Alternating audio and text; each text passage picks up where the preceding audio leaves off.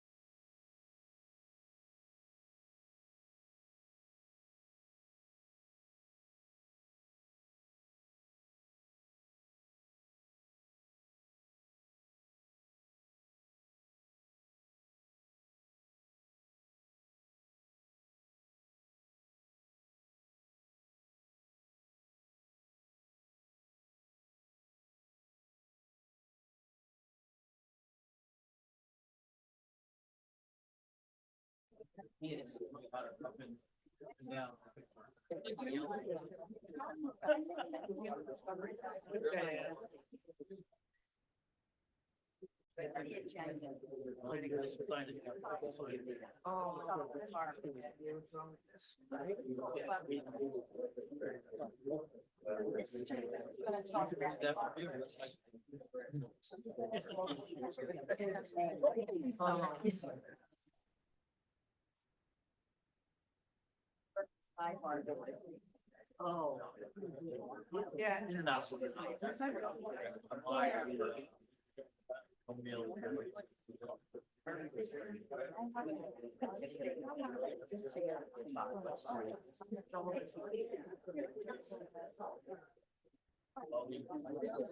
Oh, right.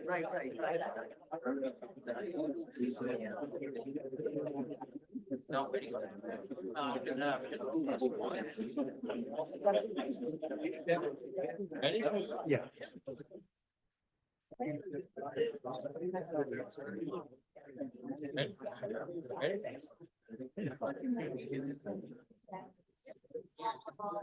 Okay, good evening, everybody. Welcome to the regular city commission meeting for the city of Deerfield Beach on Tuesday, April 21st, 2026. Madam Clerk, would you call the roll, please? Commissioner Plout, Here. Commissioner Preston, Here. Commissioner Shinetsky, Here.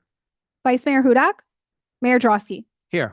Everyone would please stand for a moment of silence in the Pledge of Allegiance. Commissioner Shinetsky, do you mind leading us in the pledge tonight?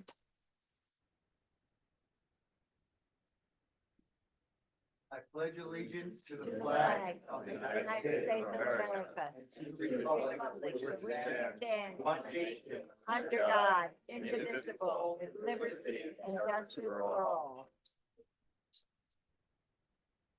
Have a moment of silence.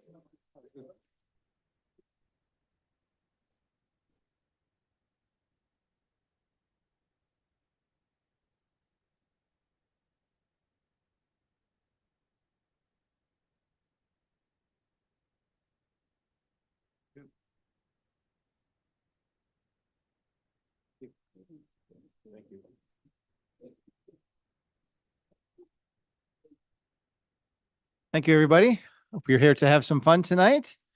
But before we get to what you're here for, we're having the acknowledgement of our city board minutes for the Education Advisory Board meeting of March 4th, 2026, and the African American Heritage Board meeting of March 12th, 2026. Motion to approve. Second. Motion approved by Vice Mayor Hudak, seconded by Commissioner Preston. All those in favor signify by saying aye. Aye. Aye. Anyone opposed? Let the record show unanimous consent. Next, we have approval of our agenda for this evening, April 21st, 2026. Motion to approve. Second. Motion approved by Commissioner Plout, seconded by Commissioner Preston. All those in favor signify by saying aye. Aye. Aye. Anyone opposed? Again, let the record show unanimous consent. Madam Clerk. For those attending via Zoom online wishing to speak under public comment or on an item that's open for public input, please click raise hand at the bottom under the reactions tab and your audio will be unmuted when you are recognized by Mayor Drosky. For those attending via Zoom by telephone, please press *9 to raise your hand and your audio will be unmuted when you are recognized by Mayor Drosky. Please make sure your audio is unmuted on your end by pressing *6. Thank you. Thank you, Madam Clerk. We have some great awards and presentations tonight. I'm glad that you're all here. We have 4 of them. There's going to be a lot of up and down by the commission this evening because we're going to award all 4. Commission will go over to my right, your left, in the alcove there and take pictures, and then we'll come back and do it again. So just be with us with the patience tonight. We'll get through everything, but I'm so glad that you all came out this evening. First of all, item number 1, Mr. City Attorney. Item number 1 is a proclamation presented to the GFWC Women's Club of Deerfield Beach in recognition of National Volunteer Week. So National Volunteer Week serves as a meaningful opportunity to recognize the profound impact of volunteerism and the vital role volunteers play in addressing society's most pressing challenges, strengthening communities, and inspiring positive change. During this week, we proudly highlight the individuals and organizations that motivate us through their service while expressing our sincere gratitude to those who generously give of their time, talents, and voices to uplift our community. Volunteers throughout our city play an essential role in fostering a strength that Deerfield Beach has by addressing critical needs, supporting residents, and enhancing the overall quality of life for all. The Women's Club of Deerfield Beach, yes, you yellow shirts up front, exemplifies the spirit of service, continuing into a safe environment and more united community through the unwavering commitment to mentoring youth, supporting seniors, and providing essential resources to individuals and families of need. Now, therefore, I, Todd Drosky, Mayor of the City of Deerfield Beach, Florida, in recognition thereof, do hereby proclaim April 19th through 25th as National Volunteer Week. And we have a certificate. Okay, we can clap, yes?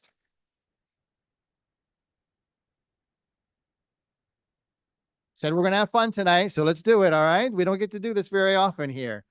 So we do have a proclamation for the Women's Club, but I see the immediate past president at the podium. Go ahead, Katie. It's amazing that it happens this particular week, knowing that on, Just Hey- identify yourself. oh, for I'm sorry, everyone Katie that may be Freitag, watching. immediate past president of the fabulous GFWC Women's Club of Deerfield Beach. On Friday, our federation celebrates 137 years as an organization, 137 years of giving back to the community. So it's amazing. Did you want to read the proclamation or no? You're doing a great job. Keep going. Okay, I will. On behalf of the GFWC Women's Club of Deerfield Beach, I am truly honored to thank our mayor, commissioners, and city staff for this incredible recognition. I always say with a little bit of humor and a lot of pride that since the Women's Club was founded 7 years before the city of Deerfield Beach even existed, it's safe to say that women had things well in hand before the men. And honestly, we've been leading with that same strength and spirit ever since. We received this acknowledgement during National Volunteer Week makes it even more special because for us, volunteering is just not something we do, but it is who we are. It is woven into the fabric of our lives, our friendship, and our purpose. As women, we proudly stand as the backbone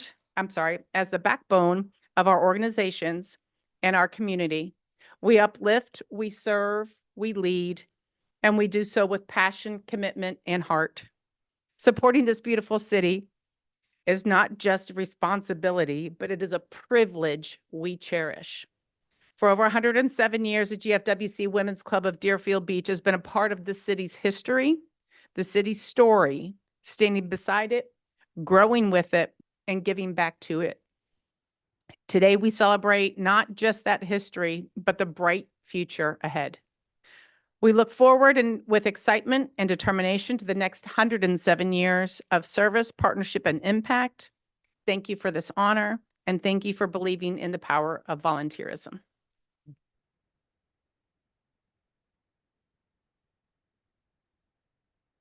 Thank you very much. I appreciate that. I don't think I could say any better than you did. So we'll go ahead, and everyone that wants to that has your yellow shirts, wants to join us, the commission, to my right again in the alcove, we have a special proclamation for you.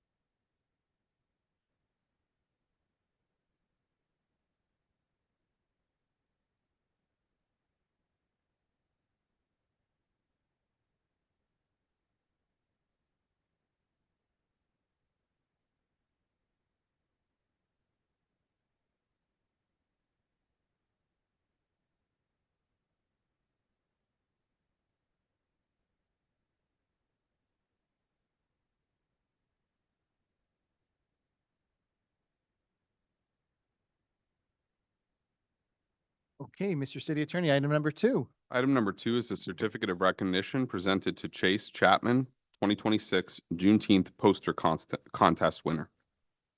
Let's see. Chase Chapman. Is Chase here tonight? Raise your hand.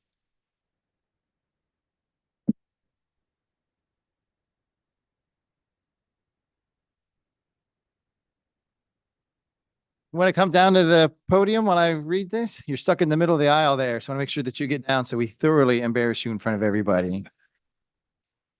The City of Deerfield Beach Education Advisory Board is thrilled to announce the 2026 Juneteenth poster contest winner.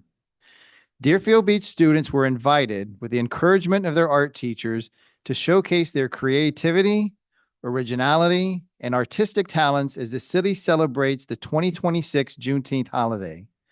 The Education Advisory Board, in conjunction with the African American Heritage Board, has selected Chase Chapman's artwork as the 2026 Juneteenth poster contest winner. We can applaud for Chase, yes?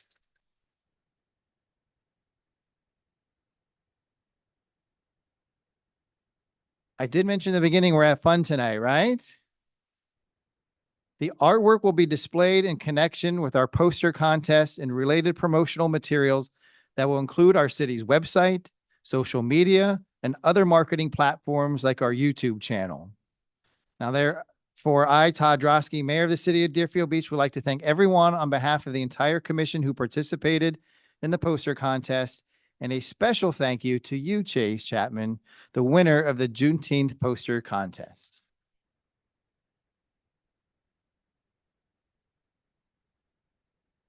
Good job, So do we Chase. have a picture of the winning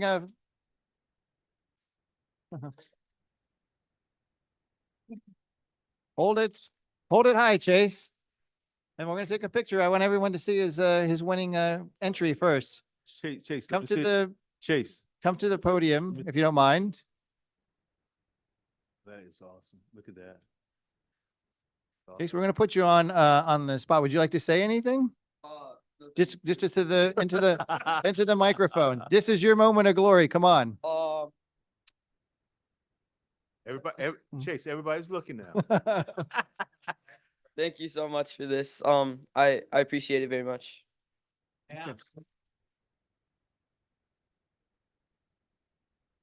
Chase, one thing, what was your inspiration for your poster? What made you come up with that design? What was your inspiration? I just like really like the ocean, and I think like it shows a bond between us and the sea, and I think like that it incorporates like a bond with us in the city. Excellent answer. Okay, thank you. Yes. Okay, commission?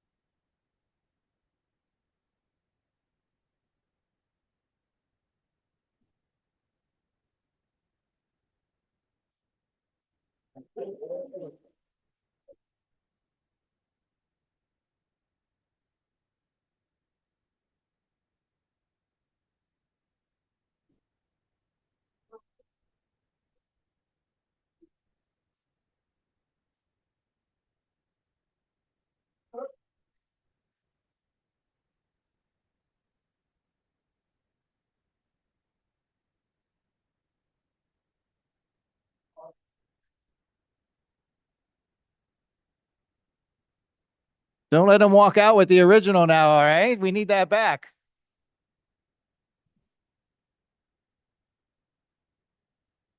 Number 3. City Attorney, item number 3, please. Number 3 is a presentation of the high school scholarship awards.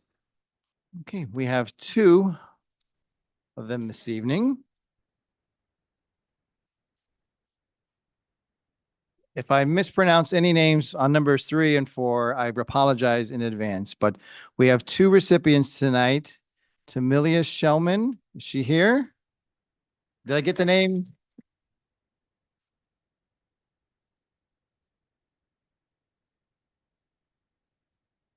Was I remotely close on your first name? Okay, come on down. You know the drill by now. So thank you. Yes. Good evening, everyone. Thank you so much for your recognition and award as I pursue higher education. What is it? Higher education, A good girl. yes. Okay. So I actually have some notes, embarrassing notes on you here. So stay right there. So Tamilia is a City of Deerfield Beach resident who attends Deerfield Beach High School. She has an unweighted 3.4 GPA. Ms. Shellman is very active in her school and the community. She is a member of Top Teens of America, Mentoring Tomorrow's Leaders, Broward Sheriff's Office Law Enforcement Explorer, Brace Ambassador, and the National Honor Society. When do you have time to socialize? Ms. Shellman's career aspirations are to become an entertainment attorney and business owner. Ms. Shellman is a co-winner of the City of Deerfield Beach's Education Advisory Board High School Scholarship for $1,750. The City of Deerfield Beach would like to say congratulations to Ms. Tamilia Shellman and good luck with your continued success and education. Thank you.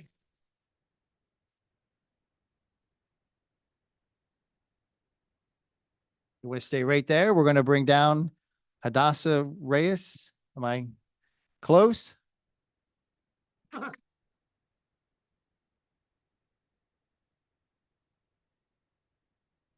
Two for two. We're going to end the meeting after this one. Do you want to say anything first? I guess so. Yeah. So my name is Hadassah, and I just want to thank you guys for your time and effort for being here today. And I want to thank you again for this award. Thank you. You're welcome. You're very welcome. Yes. Hadassah also is a City of Deerfield Beach resident who attends Deerfield Beach High School. She has an unweighted 3.8 GPA. Ms. Reyes is very active in her school as well in the community. She's involved in a variety of extracurricular activities, such as the president of Key Club, chapter head for Letters for Rose, and runs the GEMS, Girls in Engineering, Mathematics, and Science Club, Club's campus. Ms. Reyes will be attending Nova Southeastern University in the fall, pursuing a degree in biology. Ms. Reyes is co-winner of the City of Deerfield Beach Education Advisory Board Scholarship for $1,750.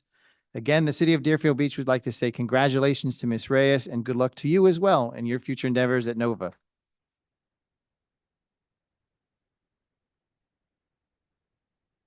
We have certificates for you. I don't know who has the checks, so over there, I would deposit those very quickly if I were you. But if you'd like to come over here to my right and your family, any of them are welcome to come down as well for pictures and commission.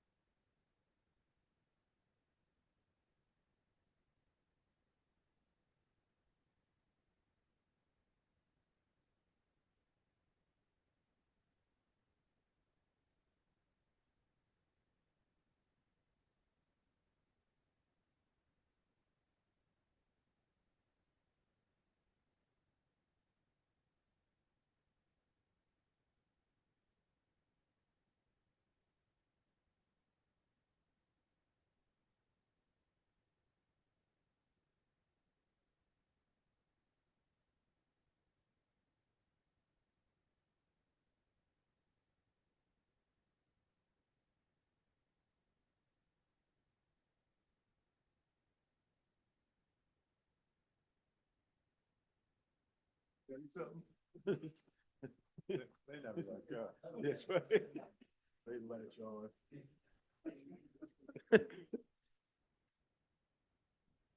Yeah. Okay, I saw the paper checks, so they're there. Mr. City Attorney, item number 4, please. Item number 4 is a certificate of recognition presented to the City of Deerfield Beach 2025-2026 Teachers of the Year and School-Related Employee of the Year. Okay.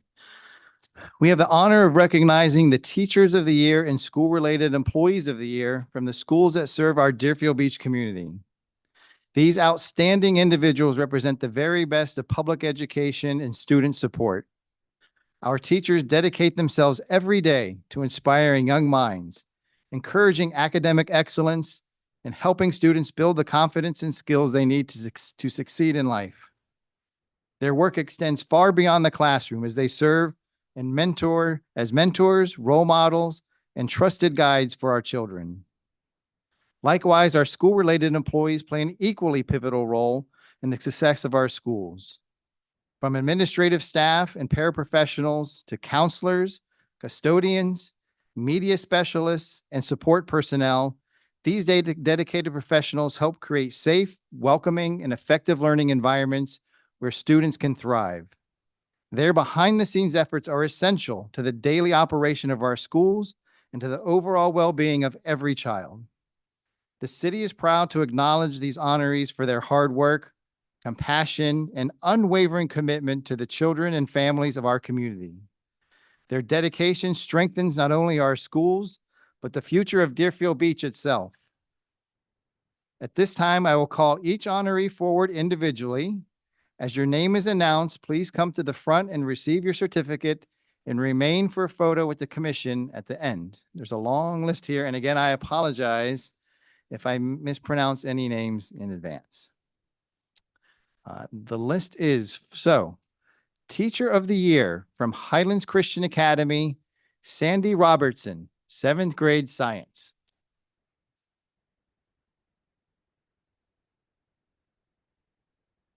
Sandy, are you here? Okay, don't see Sandy. School-related Employee of the Year from Highlands Christian Academy, Naomi Johnstone, registrar.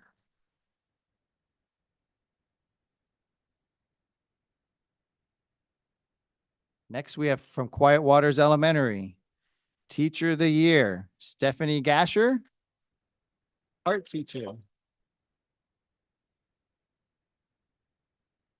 Stephanie's in the house, yes. I'm sorry? Actually, we could not do any of this without the amazing administrators that we have at our school. But I honestly think everybody here should have to sub at least one time during the year. No jury duty, come be a substitute and see what we really have to do. But thank you for this award. Absolutely. If that's a motion, that is denied, so. I used to sub. But thank you. So you'll get your certificate over there. Jonathan, the Madam Clerk is passing them out? Okay. Also from Quiet Waters Elementary, School-Related Employee of the Year, Lizette Estrella, Security Monitor.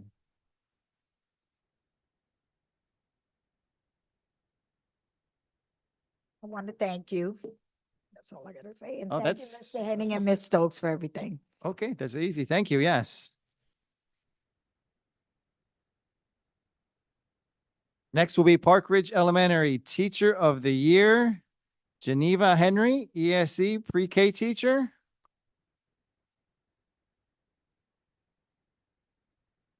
Geneva, are you here?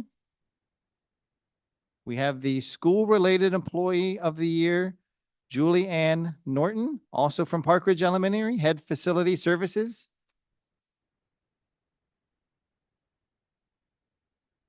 Jonathan, did you send the invite out on these? Okay, next is Deerfield Beach High School. Teacher of the Year, Vanessa Ragnarsson, TV and video production.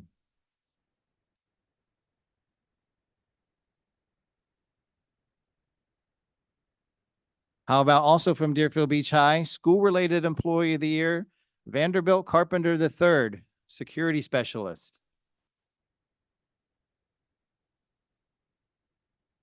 Now, I know Vanderbilt received an award from the school board as well. So next is Deerfield Beach Elementary, Teacher of the Year, Adriana Valle, 1st grade.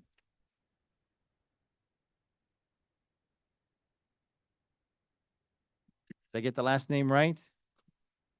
Okay. Yes, Huh. thank you very much for everything. I'm very thankful for my administration and my community. Thank you so much for Oh, everything. thank you very much. From Deerfield Beach Elementary, the School-Related Employee of the Year, Alex Lasur, MIT, IMT. Alex?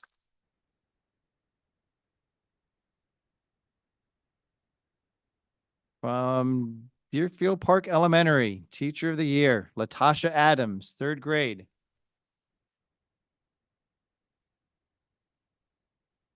And the Deerfield Park Elementary School-Related Employee of the Year, Anna Rokiki? Am I close? Office Manager?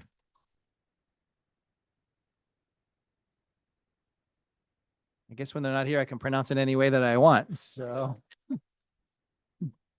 From Tedder Elementary, Teacher of the Year, Carmen Conde, ESE.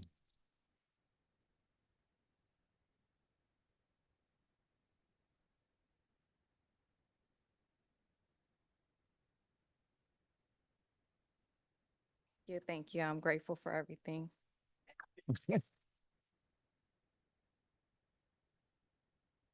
Guys are keeping it short tonight, so. Tedder Elementary School-Related Employee of the Year, Nikita Calvin Raysor. Behavior Technician.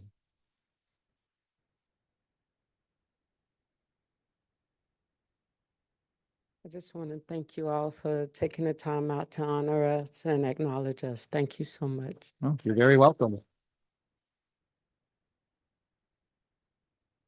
Deerfield Beach Middle School, Teacher of the Year, Danladi Allen, Social Sciences.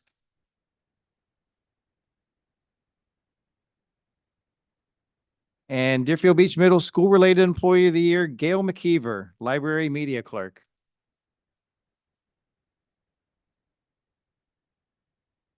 And then last, but certainly not least, Bright Horizons Teacher of the Year, Fabian Gopi, kindergarten and first grade. And School-Related Employee of the Year from Bright Horizons, Becky Wu, for Food Service General Worker. Let's give all of our recipients a big round of applause and thank you for everything they do here in Deerfield Beach.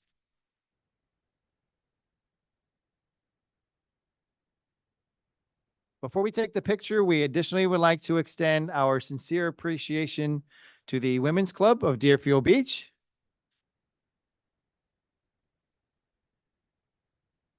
Deerfield Beach Community Cares, DMA Contracting, Inc., the Kiwanis East Club, the Kiwanis West Club, and the Historical Society of Deerfield Beach. Thank you to all those organizations for your partnership and collaboration. Commission, one more picture, please.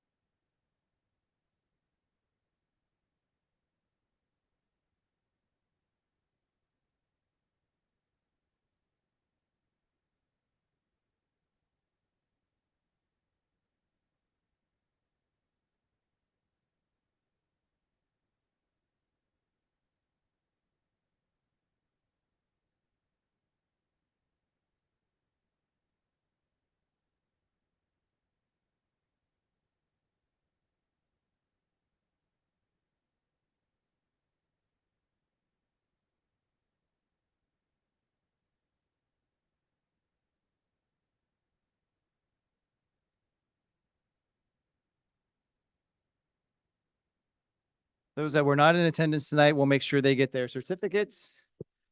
Those that did receive them, please don't put them on eBay.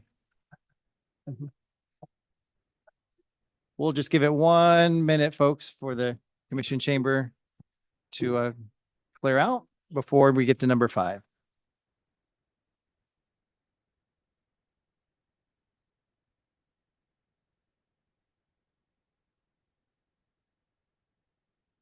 Good to adjourn.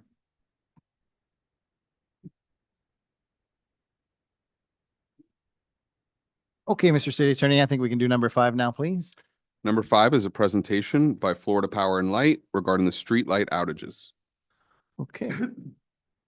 FP&L, come on down, please.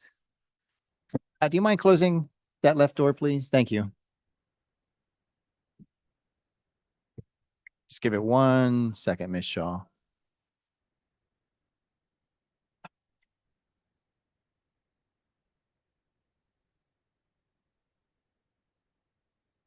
Okay, you're good to go whenever you're ready. Hi, everyone. I'm Christine Shaw, External Affairs Manager for Florida Power and Light. I'm here with my colleagues today to go over some information about our street lights, give us some background, and then also answer any questions you have. So our Director of Street Lighting, unfortunately wasn't able to be here, but he is on remotely and he'll be giving the presentation. That's Raj Prakash. He's our Director of Street Lights and he oversees our streetlight restoration for the entire state. I also have with us today is Brianna Wayland. She's our Senior Project Manager, and she works locally with us in Broward. So when we get those tickets and those requests for repairs, it's sent over to Brianna and her team, and together they work on these. So we'll turn it over to Raj, and any questions you have after we go through our presentation or as you're going through it, happy to answer those and make sure that you guys get some good information. Thank you so much. Okay, great. Thank you. Madam Clerk, Mr. Prakash is online. Okay, Mr. Yes, Prakash. I'm doing an audio check. Can you hear me? We can. Go ahead, please. Thank you. Fantastic. Well, thank you all for the opportunity tonight. Like Christine said, I've got a couple of elements of our streetlight restoration program to kind of share with you. I think that would be good information both for the commission, but also for any members of the public that are listening in. So go to the next slide, please, Brianna. If you could maybe get a tad closer to the mic, we can hear you, but it's not very bold. Absolutely. How about now? Yes. Much better. Thank you. Okay, fantastic. Yeah, so the first slide here, I think is important to understand that, just like any other utility, FPL has a lot of different programs happening in parallel through streetlight restoration. And just like any other utility, there's a lot of different groups that have their fingers in the pie. So I wanted to kind of just start by talking about a lot of the different things that impact streetlights that are good information that people don't normally think about. So at FPL, the process starts with one of our divisions, FPL Energy Services. They kind of do the initial engineering, outreach to the customer, and they do some of the initial construction. So once the job is kind of done, poles in the field, lights are online, then it turns over to my team for ongoing restoration services. The other thing that FPL Energy Services has going on in parallel with restoration services, and City of Deerfield Beach is no different. We are going through the effort industry-wide to convert high-pressure sodium fixtures over to LED. So there's projects going on where there may be a strip of lights that are midway through a conversion project with us. And so you might see bits and pieces of lights that are maybe out of service, but they're known outages as we continue to the LED conversion process. Kind of the same thing in this SSUP program. We're going through an effort in FPL as part of our storm hardening programs to look at lines that are in the rear of, in people's neighborhoods, and put those underground as part of our SSUP program. In some of those poles, we also have street lighting facilities. So there might be a temporary outage where we're undergrounding a section of line here, but it'll be re-energized when we complete the job and the street light is reconnected. And my favorite one here, we're right about time. There's a couple of areas of the state, March 1st and May 1st, where we turn lights off near the beachy areas for sea turtle nesting. So that's the one that we get a ton of tickets across the service territory every year where folks are saying, hey, this light is out of service. But in reality, they're purposely off because of the sea turtle nesting compliance requirements. So I think it's good to kind of understand from the commission and from the members of the public that there are multiple areas where we have projects in flight, whether it's high pressure sodium, undergrounding projects, turtle nesting. These are the type of things where you may see known outages at certain times of the year. Next slide, Brianna.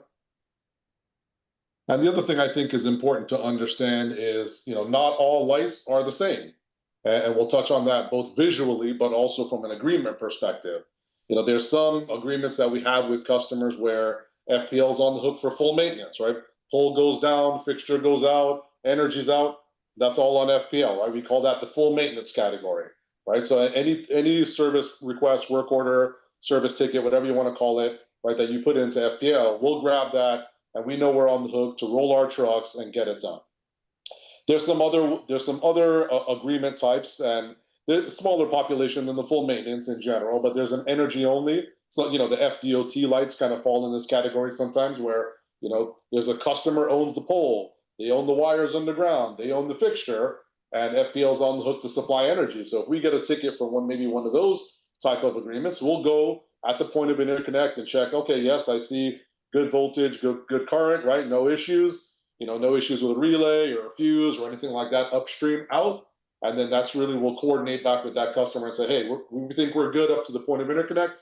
Can you please send your crew to go check, downstream of that? And then some even smaller agreement types, relamp and hybrid, these are kind of special. We don't have a whole lot of them. A lot of new customers don't opt for these areas, but it's a hybrid of where, we might have a responsibility for energy and maybe the fixture, but the pole is the customer's, or you may own the pole and you may own the fixture. And if it's an old high pressure sodium, maybe I'm on the hook only in the relamp to replace the bulb. And again, those high pressure sodium fixtures are going out industry wide, but we still do have some of those customers out in the ether that we still have those agreements where, and we will fulfill our obligation there. So I think the big takeaway from this agreement slide is not all lights are the same. There may be shared responsibility for maintenance between what FPL is going to do and the customer of record in some of these other agreement types. Next slide there. Now, visually, I think this is an important one too, because we often do get work orders, and not just in this city's area, but across the state where, it may be a street light that's owned by, like I said, another entity. Maybe it's FDOT, maybe it's the city, county, personal lights. Next slide, please, Brianna.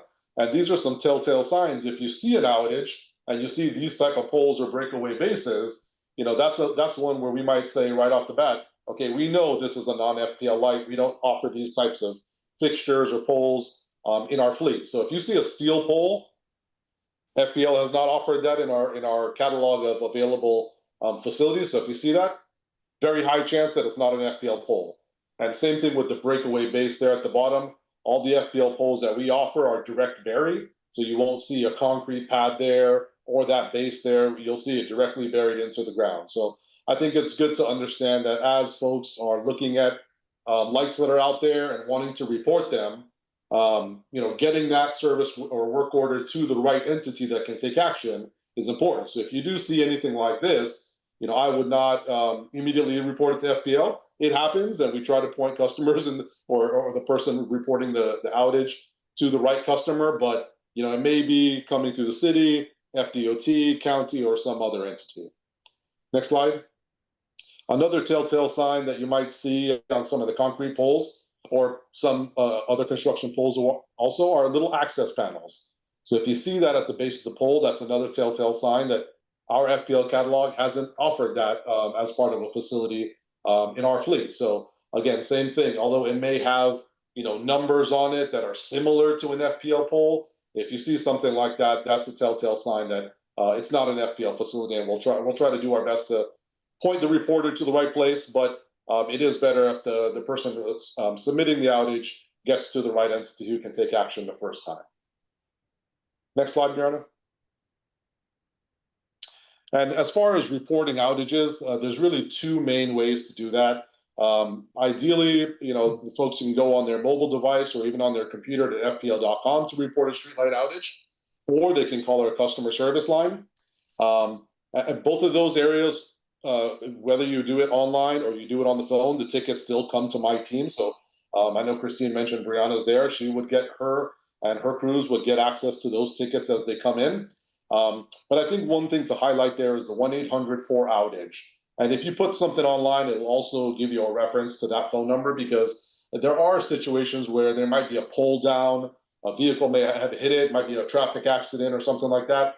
I think it's important that in those cases where wire might be down or the pole might be down in that instance, we get a crew out there as fast as possible to make it safe. Right, that would be one of the priorities, and that's not true just for streetlights. If there was a distribution pole or something like that where wire was on the ground, this is the same phone number where we want people to be able to call in those type of emergency situations, and get a crew out there as fast as possible to make it safe. After it's made safe, then the ticket will get referred over to my team for the restoration, and we'll come back subsequent after the make safe action, and we'll say, okay, if it was a pole down, we'll figure out how to reset a new pole, or if it was the fixture that was hanging or something like that, we can hang a new span and make sure that the fixture and the services on the street light get restored. And just like any other work order or ticket, I think the more information that can be provided is even better.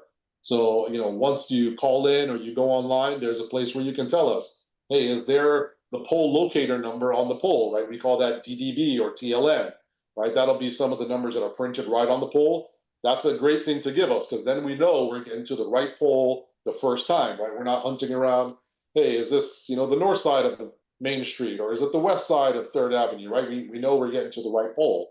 And same thing for the description. If you know it's a hanging crossarm or broken bracket or flickering or something like that, right? It's on during the day, right? These are things that the more information that the reporter can give us up front, make sure that we can roll the right truck with the right material kind of on that first try.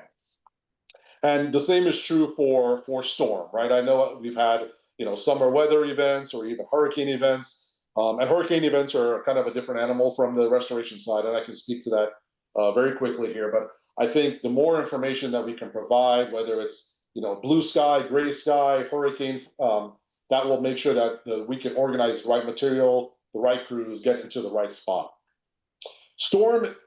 Hurricane storm is a little bit of a special case.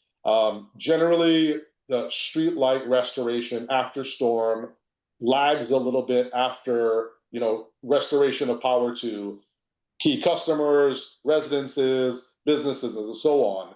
And really the reason for that is, there's a timing sweet spot for patrolling for streetlight outages, because if I patrol too early, how do I know if the light is out because it's broken or because power to that section of the grid has not been restored yet?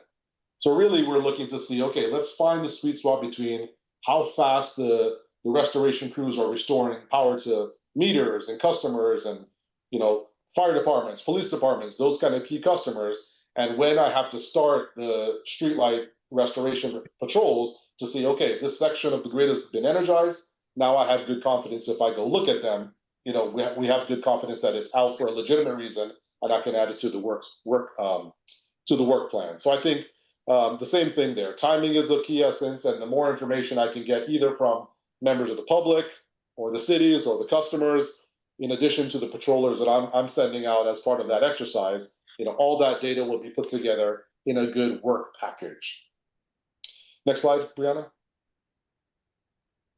And I think, like any other restoration program, whether it's street lighting, power, water, it doesn't matter. I think, what we do in continuing to improve that continuous improvement method, I know that's something near and dear to FPL's heart for as long as we've been in service. But some of the things that we continue to look at is employee training, right? We've got crews that are internal to FPL. We've also got contract crews. So how do we continue to have the right safety training, the right work methods training? When we bring out new fixture types, right? How do we train this is something new to the field so they know how to do this correctly, right? Technology investments. Everyone's big into AI. So we're looking at FPL. How can I add AI into getting better from a restoration perspective? How do I streamline my procedures for getting crews out there, getting the data to them maybe through a mobile device instead of through a piece of paper on a job card? How do I close the loop better with customers to say, hey, this light was fixed, or there's still an issue. I need underground. It's going to take another 5 days, right? So how do we continuously improve the process? How do I make sure that the crews that I do have, whether they're internal to FPL or they're contract crews, that we continue to supply them with the right material at the right frequency so that operations continues to run smoothly. So we're looking at that both for the near term, but also for the long term. What do we need to do for looking at new technologies that are going to be on the horizon? New smart devices that are going out in the field. How will that affect us in the future? How do new AI routing algorithms for trucks? How does that help us in the future? Like I said, use of mobile devices. How do I push work to the crews versus having them go back to their office to pick up a piece of paper to roll on it? So the customers, I want to communicate that you've got our commitment as a company, as a continuous improvement organization, to continue to look at some of these. How can we be more efficient? How can we be faster? How can we be quicker in storm? And ultimately provide that good service that you're used to from FPL, not just on streetlights, but in general. Next slide. I think it's the last slide, Brianna. So with that, I'll pause there, maybe to open up for any questions or any comments from the crowd. Yes, I'll call on my commission members that have questions. So Raj, we'll start with you, and your team is here for any backup that you may need.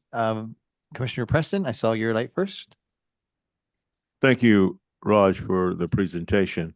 However, personally, with the information that you gave as it relates to customer service, I can tell you it has not been that efficient in the field. I've had many constituents call me and tell me that a light is out, and once identified that it is actually FP&L's responsibility, I haven't always had the greatest response. And I think that when you think about FP&L, you guys are so big. I mean, you are basically a monopoly. You don't have any competition. And sometimes it doesn't work out like what you're saying here. And I'm particularly concerned, like when when somebody tell me their lights are out, because sometimes you have a lot of ladies, they're exercising and they're walking, and their safety is compromised in pockets of darkness. And so I think I just hope that this part improves so that the customer service aspect is just that, customer service. Once a problem is identified, that the proper amount of attention is given to that problem so that it's eliminated.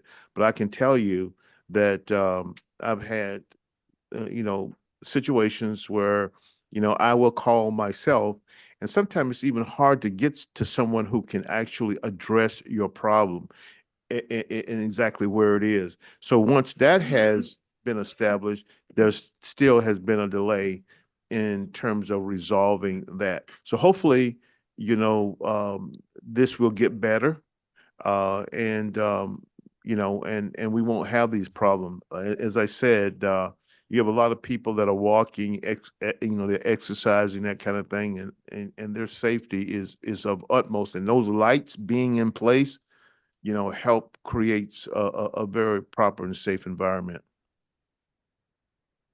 Ms. Shaw, did you want to jump in? Yeah, thank you so much for your comments and your feedback on that. And it's like Raj said, we are constantly working and improving on that. Just so you know, and I think he can speak to this, but with restoration times are typically about 30 to 40 days. So when, let's say a resident puts a ticket in, they'll let them know that it's 30, 40 days. They'll get that ticket number and they'll be able to kind of track when that has been completed.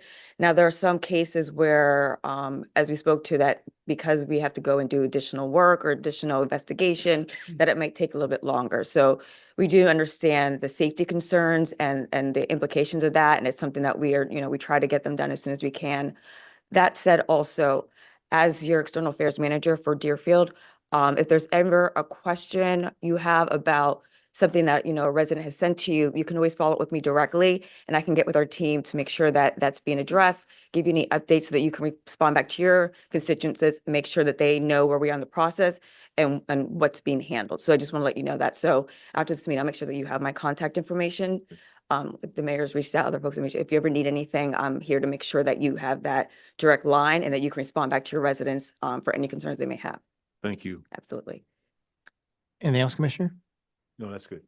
Commissioner Shinetsky, you're next, followed by Vice Mayor Huda. Okay, thank you. First of all, I want to say thank you very much to Ms. Shaw I've been working with her in the city and she's been very, very helpful. So I want to say thank you. And thank you. We had an issue with Century Village where there was mass marketing for merchandise from FPL to the condo associations.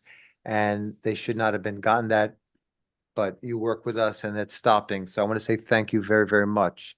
A lot of the condo owners were sending payment and it didn't affect them. So, but thank you for the reimbursement. I want to say thank you. The other thing is on Southwest 10th Street, it's going to be a huge project. It's an FDOT project, as you know, connecting the Turnpike to I-95. That's going to be a huge project. Is FPNL affected by that? How will that project, and it's a long-term project, how will that be affected by that?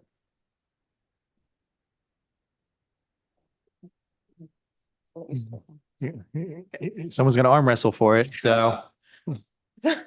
Okay, so my name is Brianna Whalen. I'm the project manager for Broward Streetlight Restoration, as Christine introduced me earlier. So for projects like that, that usually falls to the service center specifically. We'd have to coordinate with them as well as the FDOT. For a construction project of that nature, there are likely significant kind of engineering and power supply considerations that are going into that plan. So they would be the best ones to address that question, and I've likely been working closely not only with the FDOT, but also they have customer advisors that they work with as well, who act as intermediaries with the FDOT in order to make those projects possible. So that falls a little bit outside of my jurisdiction, as well as usually those lights tend to be FDOT maintained, if not city maintained. Usually when it comes to highways, that usually is an area that I see a lot more energy only lights appearing. So I would say they're going to be the best ones to reach out to, and I can give Christine some of the context for your local service center to see what has been put into place, as well as I believe also probably the major construction team, which also is another department within power delivery that we occasionally get questions like this and we work with them to find a solution. Because that directly affects Century Village East. There are 10,000 plus residents there. They're elderly, so you're saying that you'll be coordinating with FDOT while that project is going on? I personally can't, since I'm working in restoration, I personally don't know the extent of what coordination has happened. They do have a customer advisor specifically for Century Village that we've worked with in the past, but I'll make sure Christine has the appropriate contacts as well. So we'll follow up internally to find out who's sort of managing that project and then try to see if we can get on any distribution list so that we can get updates and just let you know. Likewise, though, if you hear anything or if your residents are coming to you with anything, as you know, you have my information, just reach out. We're happy to make sure that we follow up and get you information or updates because there's so many different departments and groups that work in FPL. Unfortunately, I'm not always aware of things. So a lot of times it's when something's brought to me, then I can go and know who to contact and then make sure I get the, relevant information or whatever updates that are needed. So we'll just maintain contact. But I do believe, like she said, those areas that would be FDOT. So they'll probably be the main folks working on that with our team. I have one more question, if that's all right. Okay, thank you. In Century Village, the East Gate, Century Village, it's on Military. I had saw that on Southwest 10th going down Military to Hillsborough, there are 12 lights that are out. Now, I know that's not FPL responsibility, it's city responsibility. They've been out for a while. Is there any way that FPL can maybe assist? I have to ask this question to maybe assist the city. It may be material or some sort of issue that they can coordinate. Because the bottom line is this.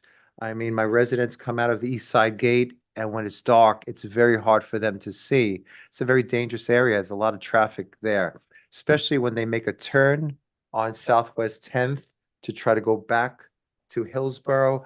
Been a lot of accidents where they go up on the median because they can't see, and it's very easy for them to make that mistake. So is there any way that maybe FPL could assist the city to try to get those 12 lights working again? It's a safety issue. So I can, staff can reach out to me about, so we can know exact area and location. If those are not our lights, we can have our folks take a look to make sure that there's the energy and anything else that might be servicing the infrastructure is working fine. And then once we've done that, then it would be on the customer record, the owner of those lights, to do any additional maintenance, but we could just make sure that energy and all of the other stuff is working. So happy to coordinate with staff on that once we get the actual locations, and then see if, what else we can do to assist in that.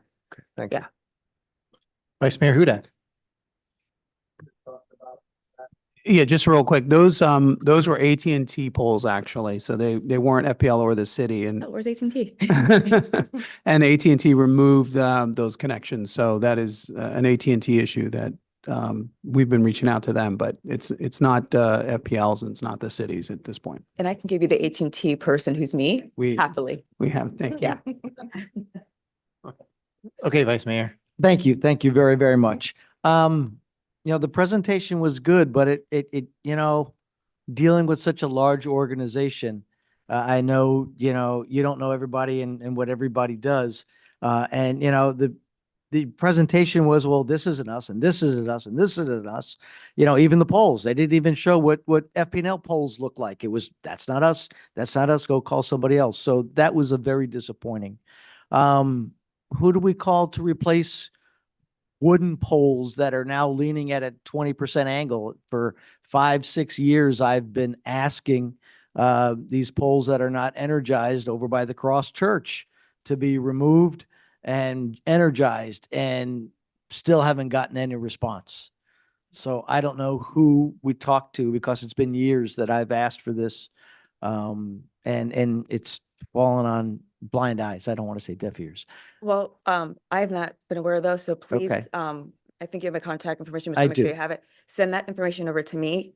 I'll work with our internal teams to take a look at that, find out if there are polls. If not our polls, then we can make sure we get the right folks in the room with this AT&T, Comcast, Okay. and then get those addressed. So so we can find out if the polls, if they need to be, sometimes there's people attached to the polls, and we can't remove polls until everybody has been removed from the polls. Understood. We So- have the underground, so I kind of understand the Yeah, process. so we'll just, once I have the information, then we can go to make sure to see where they are. If they're free and clear, then I can work with our polling team to make sure we get those removed. But Okay. if not, then we have to go through the process to have everybody transferred off, and then to get them free and clear so we can pull them. And I'm glad you're back, because I tried reaching out to you while you were on leave and your backup never called me on another subject.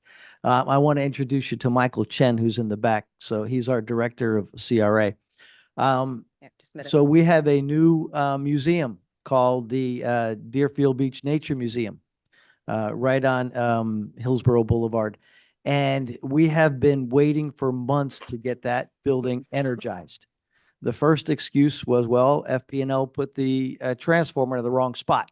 That took weeks. So to just so get you done. know, I connected with Michael and Okay. Michelle, and we have our service center and our engineers, and they are working with the developers on getting that energized. So I know that Because there's it's been months, because first it was in the wrong spot, then it was, 2 circuits and not one, then the address was wrong. It's every excuse after every excuse that we were supposed to There get was- the CO. I did speak with somebody, and unfortunately, I think there was a miscommunication about the location. So when our team was looking at where they needed to do the service, they did have the wrong address. That's been since been corrected. And like I said, everybody is coordinating. They're on the emails. I'm on the emails as well. So if there's anything that pops up that we need to sort of expedite or get addressed, I'm aware of what's going on I there. appreciate it, because that CO was supposed to be this month, and now it's not until June. We can't put in the elevator. The construction is at a halt, and it's been months upon months upon months. So do we have any kind of a time frame of when we're going to get this building energized? You've got the address now. You've got it in the right spot. Everybody and his brother knows what's going on with this building. And I don't mean to just harp on you, because I know you have a big organization, but this is something that we've been dealing with for months on end. And like I said, I reached out to you while you were out, and your backup never got back to me. So Well, I'm sorry that they did. that's not your, I Um, understand. But I do know that our team is working on it, and I'm working with the team. I don't know exactly what that date is, but I can always follow back up with them and then see if I can get an update for you on what they think. I would that- appreciate it. And is there anything we can do to expedite that? Because like I said, now we're 8 weeks When behind schedule. Yeah, when I follow up with them, I'll find out to see what we are doing, if there's anything we can do to get that done a little bit sooner, get everything back on track. That's greatly appreciated. Sure. Thank you. No more questions. Thank you, Vice Mayor. What is I mean, there was a news story about the copper wiring in the poles being stolen. Is that still an issue? Has that been resolved? Is that still an issue as to the lights not being restored? In Broward County, we don't typically have copper wires in our poles, in our fixtures, so that hasn't been an issue on this side of the state for us. Okay. There was a news story about it, so maybe they're not FB&L polls, but there was a news story here in Deerfield Beach about it. So, Mr. City Manager, if we could, Madam Clerk, if you could pull up slide number 7. I mean, I don't know if you want this exact slide, but I think this information needs to be on our website, or at least communicated to the residents so they know how to make a report. I mean, they shouldn't have to come to a commission meeting, and we're more than welcome to relay the concerns. Are you talking about the entire presentation or just a part of it? No, on page 7, the information, which is Oh, okay. Yeah, basically we can, how to report we and can absolutely link that on there. So I think the residents need to know how to do that instead of having always to come to a commission meeting, because what precipitated this, hello, folks up front. What precipitated this is we get residents time to time that come to commission meetings that say, hey, this light hasn't been on for 6 months. And I don't know if that's, true or correct. I mean, we hear it on all of our major roadways, on Federal Highway, on Southwest 10th Street, on Power Line Road. And then, not every power pole is the same, we've come to find out, because it could be city, it could be county, it could be FDOT, it could be FP&L, it could be AT&T. I mean, that's 5 off the top of my head. I think everyone sees a power pole and automatically thinks that it's FP&L when it's not. But I reached out to you, over a month ago, and I think that you tried to identify with our staff a process, to identify what the FP&L poles are so that we can have a more smooth process. And I think that you've done that with Mr. Power in the back. Yeah. To do that. So did you want to at least comment on that? What efforts have been taken? Yeah. That, the commission hasn't sat on this for a month. We've been working on it. And now I appreciate you, coming out to a commission meeting and explaining it to us. Yeah, sure. So we have been working with staff, and just so you know, one of my colleagues that I work with, she's a customer advisor. She now has monthly meetings scheduled with staff to go through any reported lights that are out so that they can go through, get a status. If there's any new lights, making sure that those are added to the list, that where everybody's tracking them on the same page. And again, that list will also sort of differentiate between the energy only and the full maintenance one. So we'll know if there's one that's energy only and that we have to send crews to do some additional underground work, that's on her list. And so Brianna, like I said, we also internally have weekly meetings. So these are all items that are brought up. So when Shane meets with your staff, something gets brought up, she can then go and speak directly with Brianna and her crew and saying, all right, here's what I'm hearing in this, what's the status? Here's what the information is, making sure everything's coordinated. And that's an effort to make sure that these are being addressed quicker and making sure that the information we have that we're getting is accurate. So then when our crews are rolled out, that they know exactly where they're going, what they're doing, what they need to do. Because sometimes, we'll get a address or location and, it's across the street, or, it's FDOT lights. So trying to minimize those back and forth so that when we do get those reports, we can get them addressed and repaired sooner. Right, because the 30 to 40 days is fine. You said the turnaround, but it's the 3 to 4 to 5 to 6 months. Those are the ones that, I'm concerned about. Those are the ones that we're getting the calls about up here. Those are the ones that the residents that are coming to the commission chamber that are talking about. And so if we can at least identify whose pole it is and then get it to the right entity. It looks like you're doing your end to fix your poles, but we need to work on it as well to make sure that we're getting it to the right folks. So I appreciate you, assigning staff, to work with our staff to make sure that this is a more smooth process as we go forward. And you've pulled a report recently, so Yes, we have a way to essentially pull a report of what is in our ticketing system based on location details that are provided at the time that the ticket is created. based on that report, we don't have any tickets on log that are currently open at any stage that are over a week old. So if there are additional items that are continuing like this, please, pass that along to Christine and Shashane. We'll look into it and see what's going on, because that's a little bit before I joined in this role, but I'm obviously happy to look into it and provide kind of resources and troubleshooting to see what's going on, because I was not aware of a light that's been out that long in Deerfield that applied to streetlight restoration.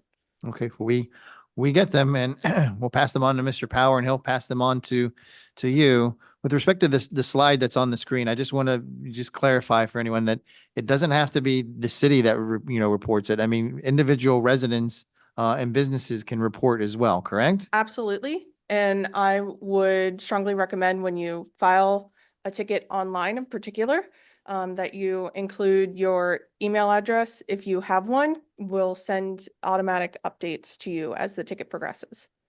Okay, all right. Mr. Mayor. Yes, Mr. City Manager. So with regard to the copper, because we've all seen the copper wire thefts and that sort of thing. A lot of the copper wire thefts were either private entities and particularly also DOT. So the DOT poles, they were using copper as well. And they realized that the copper gets a lot of money when it's, sold. But they are replacing them with a less costly or less lucrative, I guess, solution with aluminum. So hopefully the price of aluminum stays down. But those were mostly DOT poles that was using copper at the time. Okay, thank you for the clarification. Vice Mayor Hudak.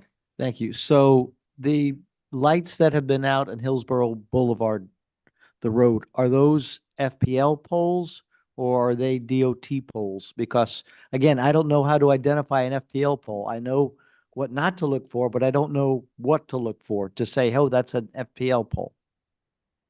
I'll let Eric answer that. I don't have them all memorized yet. Yeah, along Hillsborough Boulevard, that would be DOT. Okay, thank you very much. You guys are free on that one. Commissioner Plout? You're Thank you, next. Mayor. In today's world, electronics is so advanced that almost everything has some type of system to know when it's down. And your business is to sell electricity. So I would think that you should put something in place to be more proactive, to know when the lights are out. It should be that simple.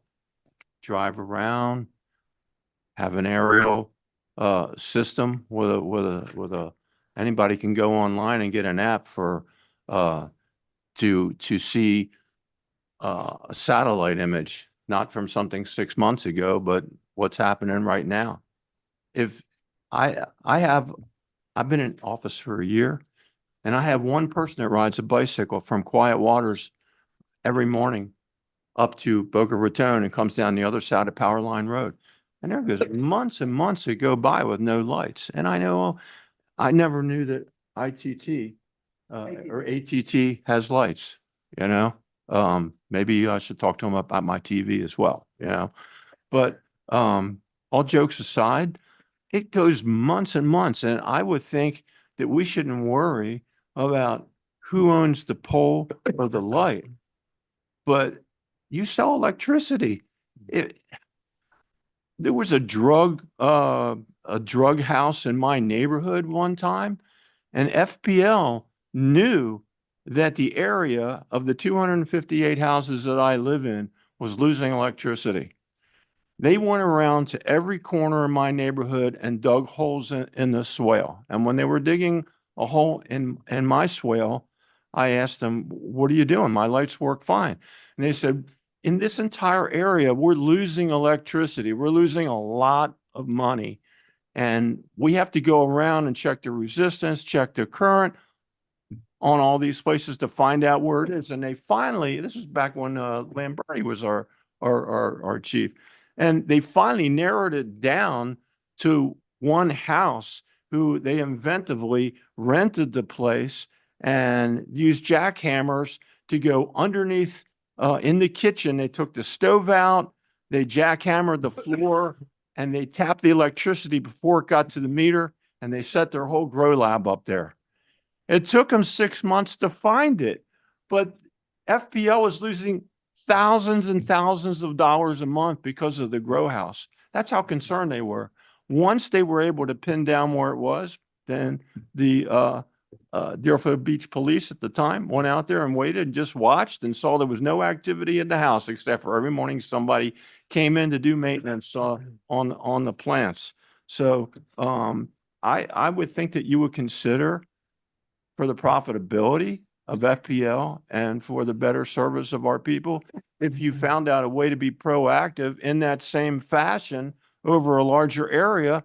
And if you've been selling X amount of electricity in Deerfield Beach and on the roadways, I'm sure you can segregate the accounts to find out where that's going. You could pinpoint where the lights are out. You know, that's what I'm thinking. That's all I have to say. So Thank you, Mayor. as Raj had mentioned, that is something that we're looking into, to making sure that we are being able to be a bit more proactive with these and be able to determine where these lights are, so that we do have a little less of these going back and forth and trying to get locations, stuff like that. So All you're saying you have a proactive program going on right now that I just described. no, This is where you're losing energy? no, I said that we're looking at these, like Raj had mentioned, that we're looking at apps and AI and things to do so that we can have a better sense of what's going on out there, so that we're not waiting for someone to report that light. We'll know. Like with our meters, we do have smart meters, and looking at that technology and being able to use that for our street lights. So that's the things that we're looking at and being able to implement that across our territory. As you know, anything we do as a company, we do not only here in Deerfield Beach and Broward County, but across the state. We actually have about we service 40-something counties across the state of Florida, the largest utilities. So unfortunately, to move that beast, it doesn't happen quickly. Once we do implement it, it does work, and it is fantastic, but it's just something that we have to make sure that we get it and it works right. So we don't want to implement something that doesn't work, because then it's, we'll get more complaints. You just said the word smart meters. I mean, I haven't had a meter reader at my house for Right. over 10 years. Right. And that was also another process and initiative that, Monitor 4 or 5 main roads in this city to find out Right. whether some kind of smart meter where you're losing electricity. right. Well, like I said, that is technology that we are looking at, that we can utilize for our streetlights. We have not been able to, that's not quite there yet, but that is something we're looking at. We're hoping in the near future to be able to have that ready. Because when we did the smart meters, that didn't happen overnight. It was a pilot, it was tested, it was making sure that the system spoke and that everything's working. And then once it was, then we were able to deploy that across our service territory in Florida. Well, thank you, Ms. Shaw. Absolutely. Commissioner Shinesky, do you have anything else? Yes, sir. I see from our study that in the city, there are 5,200 individual unit lights. So that's what the study shows.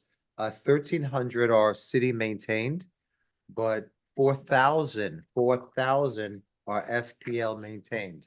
So I just want to bring up that fact. I see that the city and FPL are actively upgrading to LED lighting.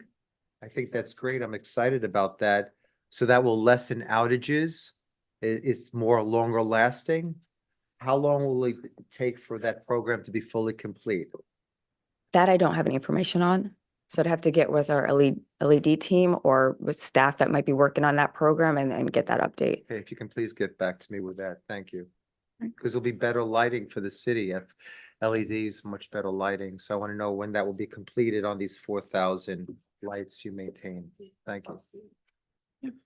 Thank you, Commissioner. I don't see any further lights. Thank you for being here, taking the Lions Den to the questions tonight.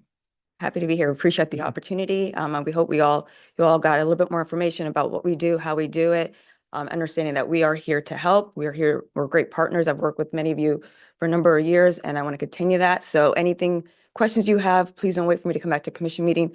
Please reach out. And like I said, we'll make sure that if I don't have the answer, we'll get the right folks on the email in the room to make sure that those are addressed and that we get that handled for you. Okay, thank you. This is a presentation, so there is no public comment, but I think some of the residents may have questions.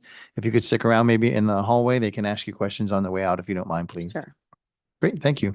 Mr. City Attorney, public comment, please. Yes, we are now at the public comment portion of tonight's meeting. Persons addressing the commission shall say his or her name and address and may speak for 3 minutes. This is the time for public comment on items that are not on tonight's agenda. If you have public comment on an item that is on tonight's agenda, the time to do that is after I read the title into the record and the mayor opens the public comment portion for that item. No comment shall be made related to the personal life or personal qualities of any person, and no language which would offend persons of ordinary sensibility shall be permitted. Thank you, Mr. City Attorney. Madam Clerk, did anyone sign up this evening? They did, sir, but there was another component to the previous presentation by city staff. Oh. Did I skip half the presentation?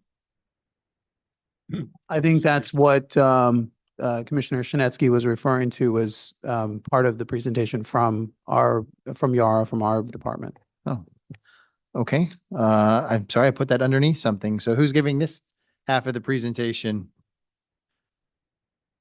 Ms. Shaw, your team, stay here. Sorry, there's a second half to the presentation. I'm sorry, I didn't see it immediately. Come on down. Good evening. 1 second, let me put my notes up.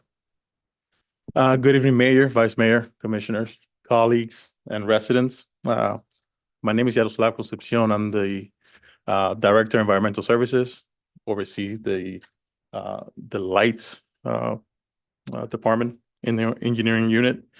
Over the past 5 months that I've been attending these meetings and working in the city, I've constantly hear comments regarding the streetlights.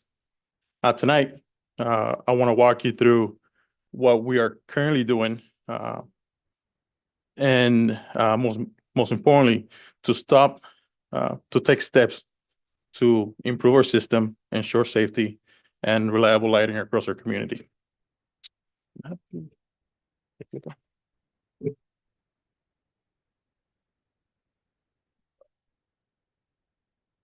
All right. During this presentation, I want to cover three areas. First, an overview of our lighting system in the city. Second, the current conditions and the challenges that we're facing. And third, the action that we're implementing to improve the reliability and the service moving forward.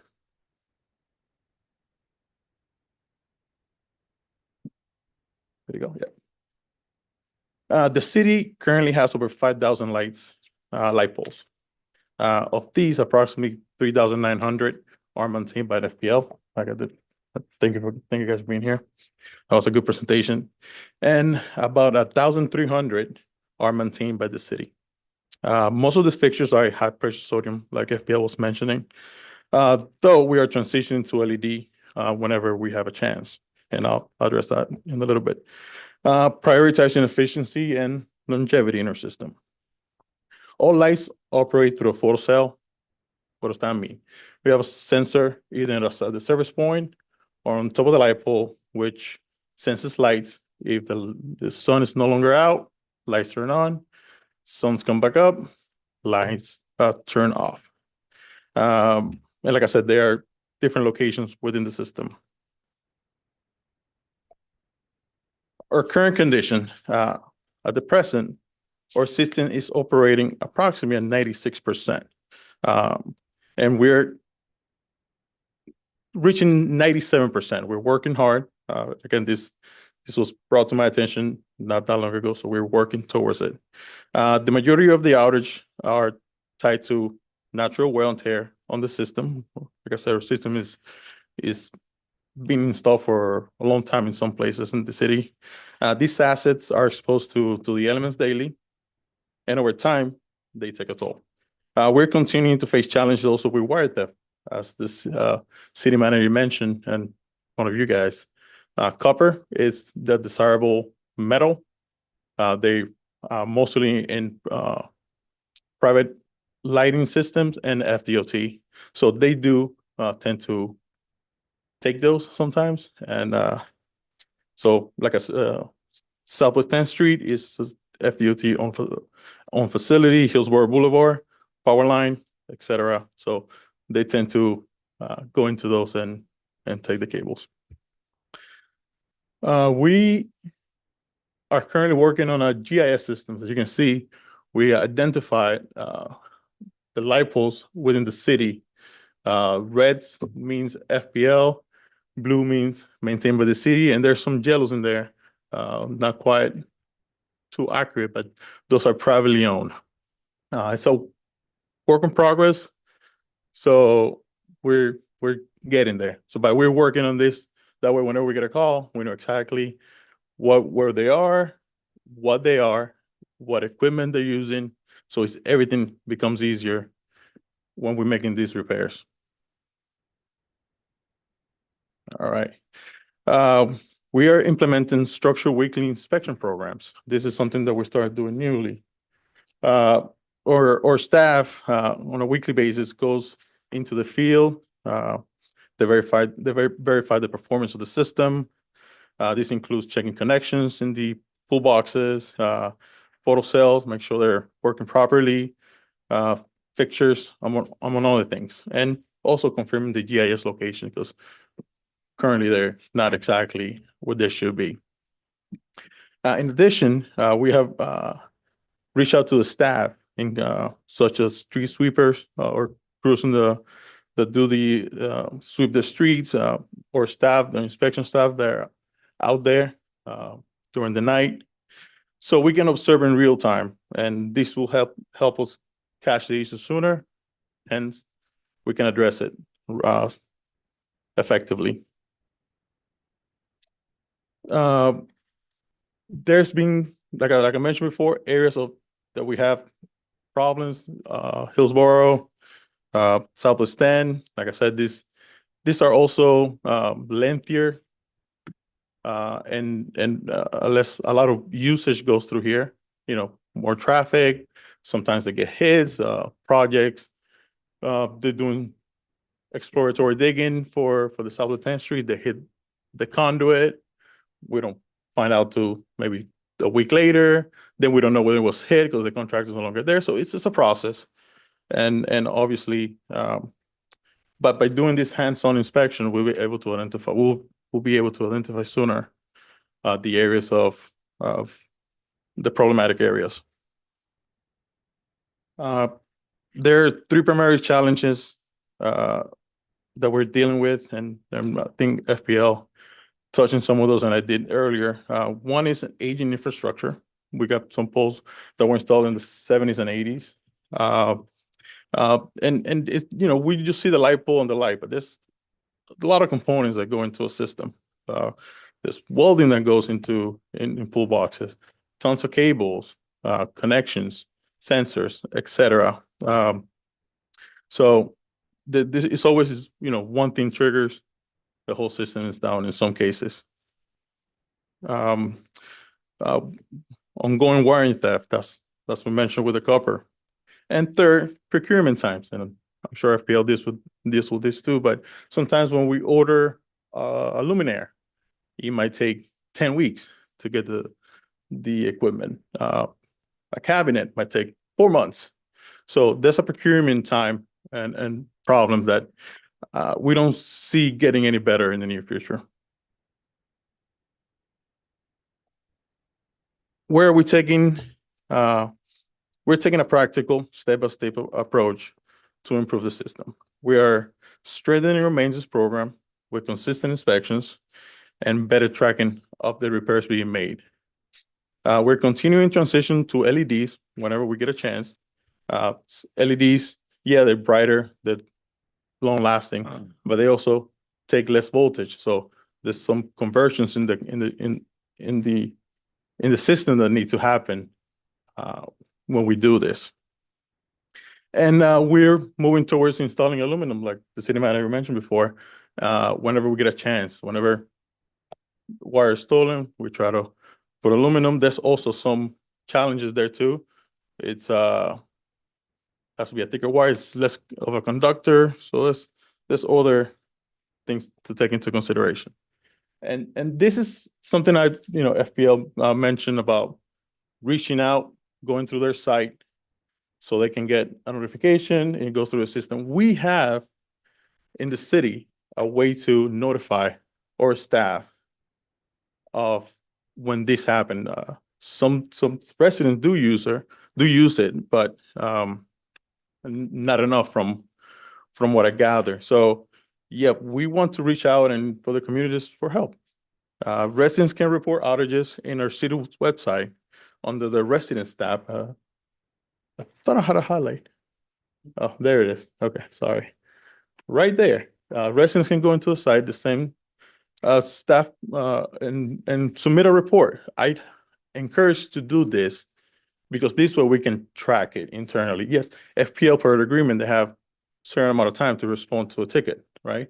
But if we know, we can initiate the time and kind of, put a little bit of pressure. And they've been great to work with, but they're busy. So sometimes we need to remind them, hey, this I think it is not the case at the moment, but I imagine in the past that was something that could have been an issue. Everybody got that site? Please use it because we just updated it last week it's just a blast of emails through everybody. It's not just one designated person, it goes to a lot of people. So we'll put it into a work order system that we will actively track and be able to to keep pushing our contractors or FPL, because it's not just FPL. We have 1,300 lights that we take care of ourselves. So and that concludes my presentation. Kind of wish you had gone first. It would have saved a lot of, I know. saved a I lot wish of so too. questions. I wish so too, But it's my fault. I had your presentation under another presentation. That's So we have a lot of lights, so don't go anywhere. I see. Commissioner Preston, I think you were first. Vice Mayor Hudak then. Oh, thank you very much. So we've got 5,209 units, 96% are working. So we have about 209 that are out. About, sorry. And from what we heard from the previous presentation, we've got FDOT poles, we've got AT&T poles, we have city poles, we have FP&L poles, and we have private poles. We don't check the private polls. Okay, so that 96% is all. How do we identify which vendor is a pole? I mean, I looked at your map and we had discussed earlier, and maybe if you put the map up, there were lights, I guess, on Military over by Century Village that are now identified as AT&T lights, but I don't see a color code for AT&T. Because I believe those are privately owned. So the Century Village maintains or So those are takes for them. Century Village lights? I don't have the details, but I think that's what those lights are. Yeah, we don't maintain AT&T lights. Okay, we don't. So red means, like I said, FPL. Blue means city maintains. Blue is city maintains. Yes, It's not the yellow FDOT. ones that you see over there shouldn't be. We're working.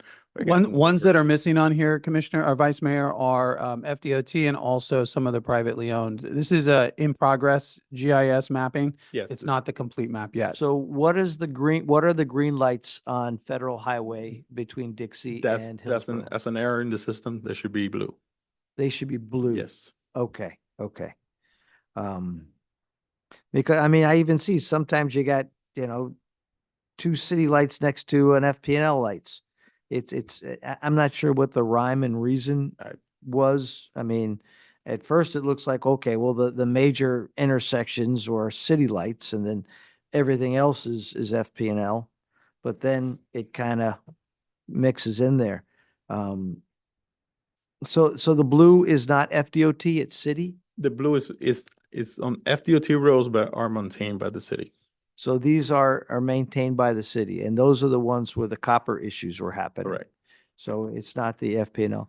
So is there a way we can get like a percentage of the vendor and the lights that are out, Yes, we can. I think that would help because, the last thing I want to do is start lambasting FP&L and find out that 99% of their lights are actually working and most of them are the city ones. Possibility, yes.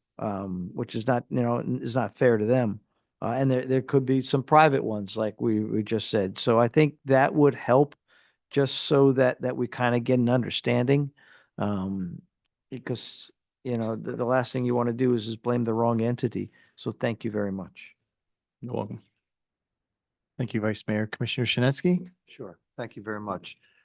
First of all, I want to give kudos to FPL because last year, within a few months of becoming commissioner, I noticed, and also I was told, and I strongly noticed it on West Drive by the west side of Century Village, all the way down to Hillsborough on the Quiet Waters Park side, all those lights were out. I remember coming in from Publix and, making a right to go into the West Side Drive area, and all the lights were out all the way from West Side Drive to Hillsborough. Work with the city, work with FPL. Within a few days, all those lights were put up. So now there's lights. So I want to say thank you and kudos to FPL. Thank you. Excellent job. Now, coming back again to Southwest 10th Military going down to Hillsborough, those lights are on the west side of Military, so they are not Century Village lights. I've been working with Century Village. Those are not Century Village light. Again, I thought it was city, but I'm told again by AT&T. My question is, it's a major safety issue. There's really no excuse. We need to find out if it is AT&T, they need to be held accountable. So what is a time frame that they can be addressed and it could be fixed? And if they're not doing what they're supposed to do, can we get a new vendor? Because if those lights are out, there's no excuse for that. So that's my question to you. I have to check the contract, but I think there's a city agreement with FPL for. No, it's with Sorry. AT&T. Oh, AT&T. I'm not aware. FPL is doing But great. I will find out for you because That's very I'll important. drive through there on tonight and Yeah. I'll take a video and send it to our staff. Because I don't want to get so they can another look into it. call that a Century Village resident went up on the medium and almost crashed into a tree because it's dark on that area. It's too dangerous. So please, if you could follow up with that, thank you. And to answer your previous question to FPL regarding Southwest 10th Street, those will be maintained by FPL, by FDOT, I'm sorry. By FDOT, yes, they're putting limited access road there now. Okay, excellent. Thank you. Thank you, Commissioner Preston. Thank you, Mayor. My comments are basically the same as I had for FP&L. And that is that upon recognizing that the city actually did have a problem, let's say in a particular area, they were slow about getting things done. And the concern with that, again, is safety. If we have the ability to fix something, it should never be that somehow it gets lost in the process. And if we have the equipment or whatever the part may be to fix a city light where people pay their taxes, which is a part of the service, and we can fix that light needs to be fixed. And that always haven't been the case. I think that just having better communication is proper. That once it has been identified by your department that this is a city light, I think that's the first thing. It has to be an identification. Whose light is it? Let's say that you're looking at it and you know that there's an AT&T light or that it's an FPN light. The city shouldn't say, well, that's not our response. You should contact them and say, listen, okay, hey, there's a problem. This is about being more efficient for our residents because you have people, again, just walking, doing things, and they depend on those lighting. It's, to me, safety, safety, safety. Pockets of darkness promotes bad things, compromises safety. And if it's something that we could prevent it, we need to do that. I think sometimes that, the entities that are involved are just so large. It's just so large that the bureaucracy interjected into that, it just slows things down. It goes to this person who now has to pass it over to here. If there's a problem, identification of a problem should be. Now, in a couple of meetings ago, a constituent told me before I came to the meeting, I did mention it at the end, that the lights were still out in a particular area. And I had talked about it before. We just got to get better. I did drive that. Excuse me, sir? I did drive that street Yeah. that night and there were no outages, so. Yeah. Oh, there was not? There was not, yes. Okay. When I was talking about that, there was? Yes, yes. Okay. Yeah. So the people Yeah, you that- mentioned it and I just on my way home, I Okay. drive to the location, and in that instance, Okay. they were on. So it could be, I don't know, a faulty day or something. Okay. But yeah, Because the people that contacted me said, Commissioner, they are still out. I think it was on MLK. correct. That was Right. okay. Yeah. Yes, And but when you went home, they were on. they were on. Okay. All right. Yeah, and we are putting pressure on our other contractors, not just FPL, to get things addressed as swiftly as possible. Yeah, that's important. Yeah. And that website it was important because once we get notified, blast gets sent to our staff. It's not just one person or in the limbo. We'll get multiple people get into it. Thank you, Commissioner. I think you're onto something. Madam Clerk, if you could pull up page 6 of the presentation, I'm going to do the inverse of what the commissioner was alluding to. Because it says reactive repairs.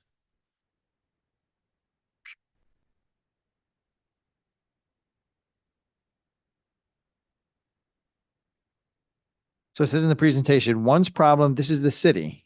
So this is the city's presentation. Once problem areas are identified, a work order is generated and submitted to the contractor, the city's contractor, to make the repairs, I assume, or FP&L for repair. So if we are proactively as a city going out and looking at the poles and we've identified it as our pole, we're putting in a repair order to the contractor to come fix it. Correct.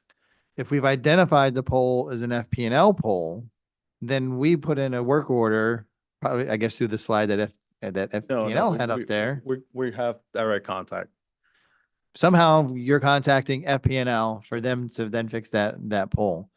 I'm more concerned with the flip of that because I imagine, as I said before, the vast majority of people are going to, that are learning for the first time tonight or have no idea about all these different polls and are automatically going to make the report to FP&L. So if it's an FP&L poll, we're fine. Right. But is FP&L working? If you get a repair order for a city or other pole, are you then redirecting that work order to the appropriate agency to get fixed? That I think will help, is more likely to happen. That's why we prefer to use our city website. That way we can identify. Oh, I'm getting to the city website. Don't worry. That's next. So yeah, whoever wants to, again, arm wrestle for it. And so Yes, absolutely. So as Christine mentioned before, as far as coming from the city side, we meet every week to discuss the issues that they are receiving from their various contacts within each of the cities that they represent, as well as the FDOT. And then from the customer side, if it's not coming through the customer advisor or the governmental advisor route, and I look at it through our ticketing system, that ticketing system, I run through the tickets essentially once a day to see where they are, to see if they are identified as our polls or not. And then from there, I've seen quite enough to know whose it is almost by sight at this point. So based on that, then I give it to the customer advisor, or if I have a direct contact that I've worked with them before on these issues, I pass it along to them with the customer advisor also included so that everybody stays on the same page. And I make sure that we include essentially evidence or documentation, photographs or images from our system that show this is where this is and this is what's being identified by the ticket that's been provided by a customer or from any external source that's filed a ticket with us by that third party system that we talked about previously. And from there, we make sure that it gets to whoever it needs to be with, because we also work with the FDOT, we also work with the cities, so we make sure it gets to them. And then if there needs to be further collaboration, we have met in the field with individuals before on the city front and on the FDOT front. If there are ongoing issues or questions about ownership of certain parts, as Raj mentioned in the presentation, not all are full maintenance So if we need to go out and do, testing on the supply side, we'll do that. And work alongside whoever essentially owns the light, whether it's the FDOT or the city, to come up to a swift resolution.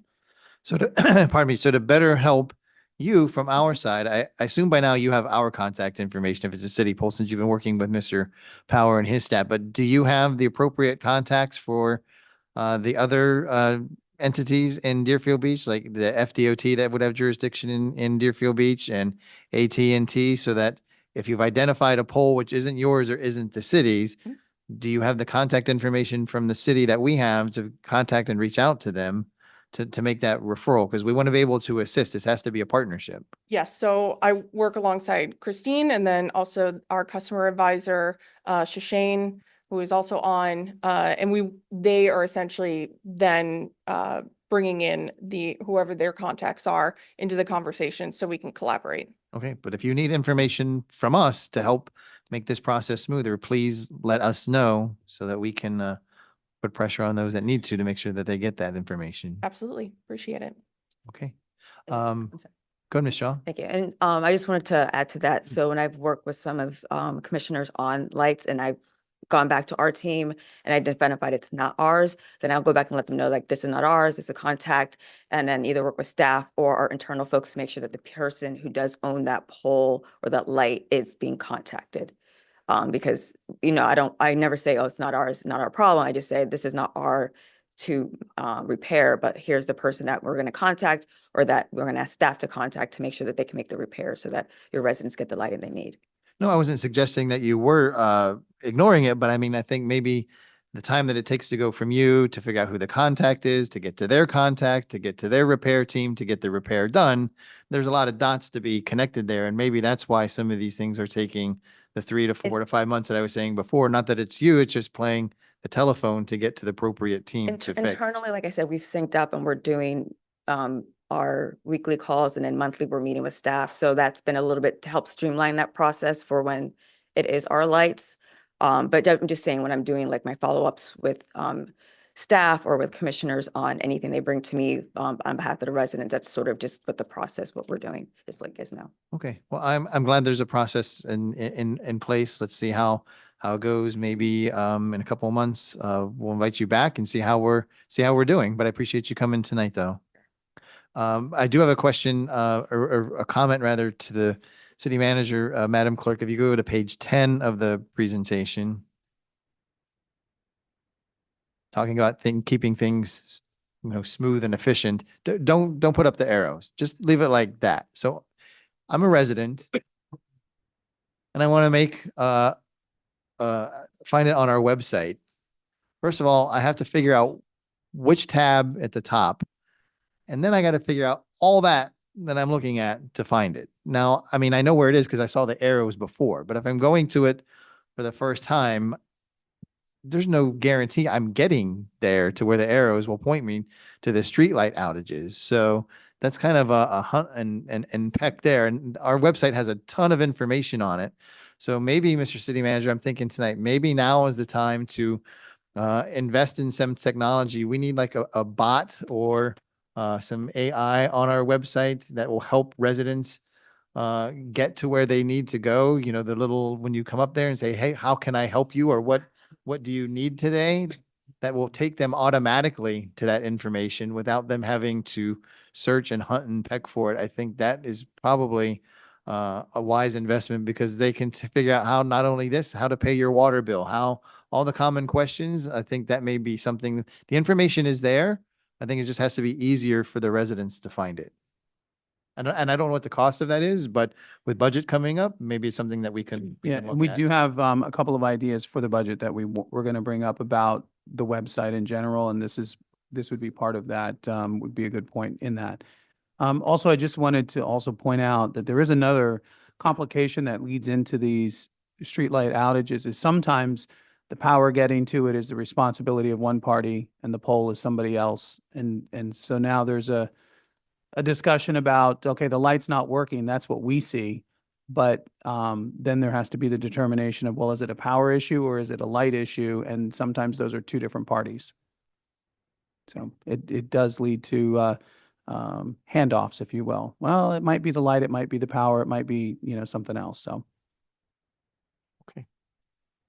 Do you have anything you want to add? No, sir. You're still standing at the podium, Oh, so. I'm excused.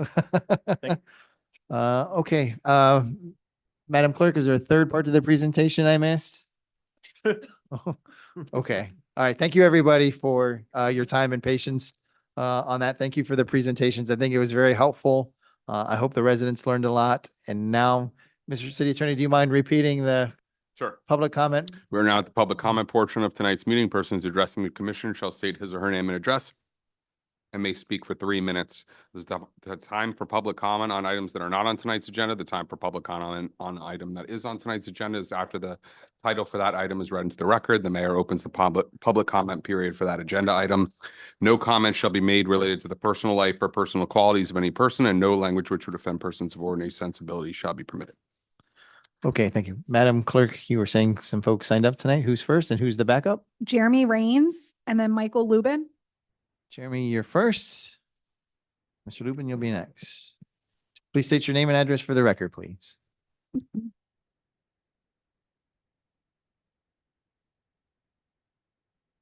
Good evening, Mayor Drosky, Vice Mayor Hudak, Commissioners, ladies and gentlemen. My name is Jeremy Rains. I am an American citizen and a Florida legal resident. Just need your address, please. With address at 1038 Ashby D, Deerfield 33442. Great, thank you. Okay. And I'll spare you the rest of my bio. I think it's too TMI. My subject this evening is acoustic noise, in particular disruptive noise caused by two-cycle gasoline engines used by commercial lawn services. At my residence, my guests and myself have been driven from my patio and forced to close our doors and windows by hedge trimmers and leaf blowers in close proximity, and I'm talking about a couple of feet, and operated with impunity and on no fixed or predictable schedule. It is not a disruption that lasts for only a few moments and then goes away. Rather, these machines are deployed for many minutes at a time, beyond the endurance of myself and my guests. Multiple cities in Florida have banned the use of these two-cycle garden tools. However, I am aware that the bans are about to be overturned by legislation at the state level. On the other hand, the noise obviously exceeds both the Deerfield Beach code limit of 60 dBA and the 55 dBA standard set by the U.S. Environmental Protection Agency. There are definitely practical and cost-effective alternatives to these two-cycle gasoline engine powered garden tools. Now, apart from my residence in Deerfield Beach, I maintain a summer residence on over an acre where I personally perform my own lawn maintenance. I do not use two-cycle gasoline engines or any gasoline engines at all for hedge trimmers, leaf blowers, weed eaters, or chainsaws. Instead, I use professional quality battery-powered tools, which are so quiet that hearing protectors are not necessary. These tools easily maintain over an acre on a single battery charge or less. Further, freshly charged batteries are easily installed within a fraction of a second if necessary. There is absolutely no reason why these tools cannot replace the two-cycle gasoline engine tools that presently disrupt daily life and in fact are a health hazard. The noise is ear-splitting and brain-curdling. It's comparable to standing behind a jet engine. So thank you for your attention to this health-related matter. Thank you, Mr. Rains. If you wanted to speak, we do have code. Raise your hand, Mr. Davis. Straight back. He can help you with the noise decibels here in the city.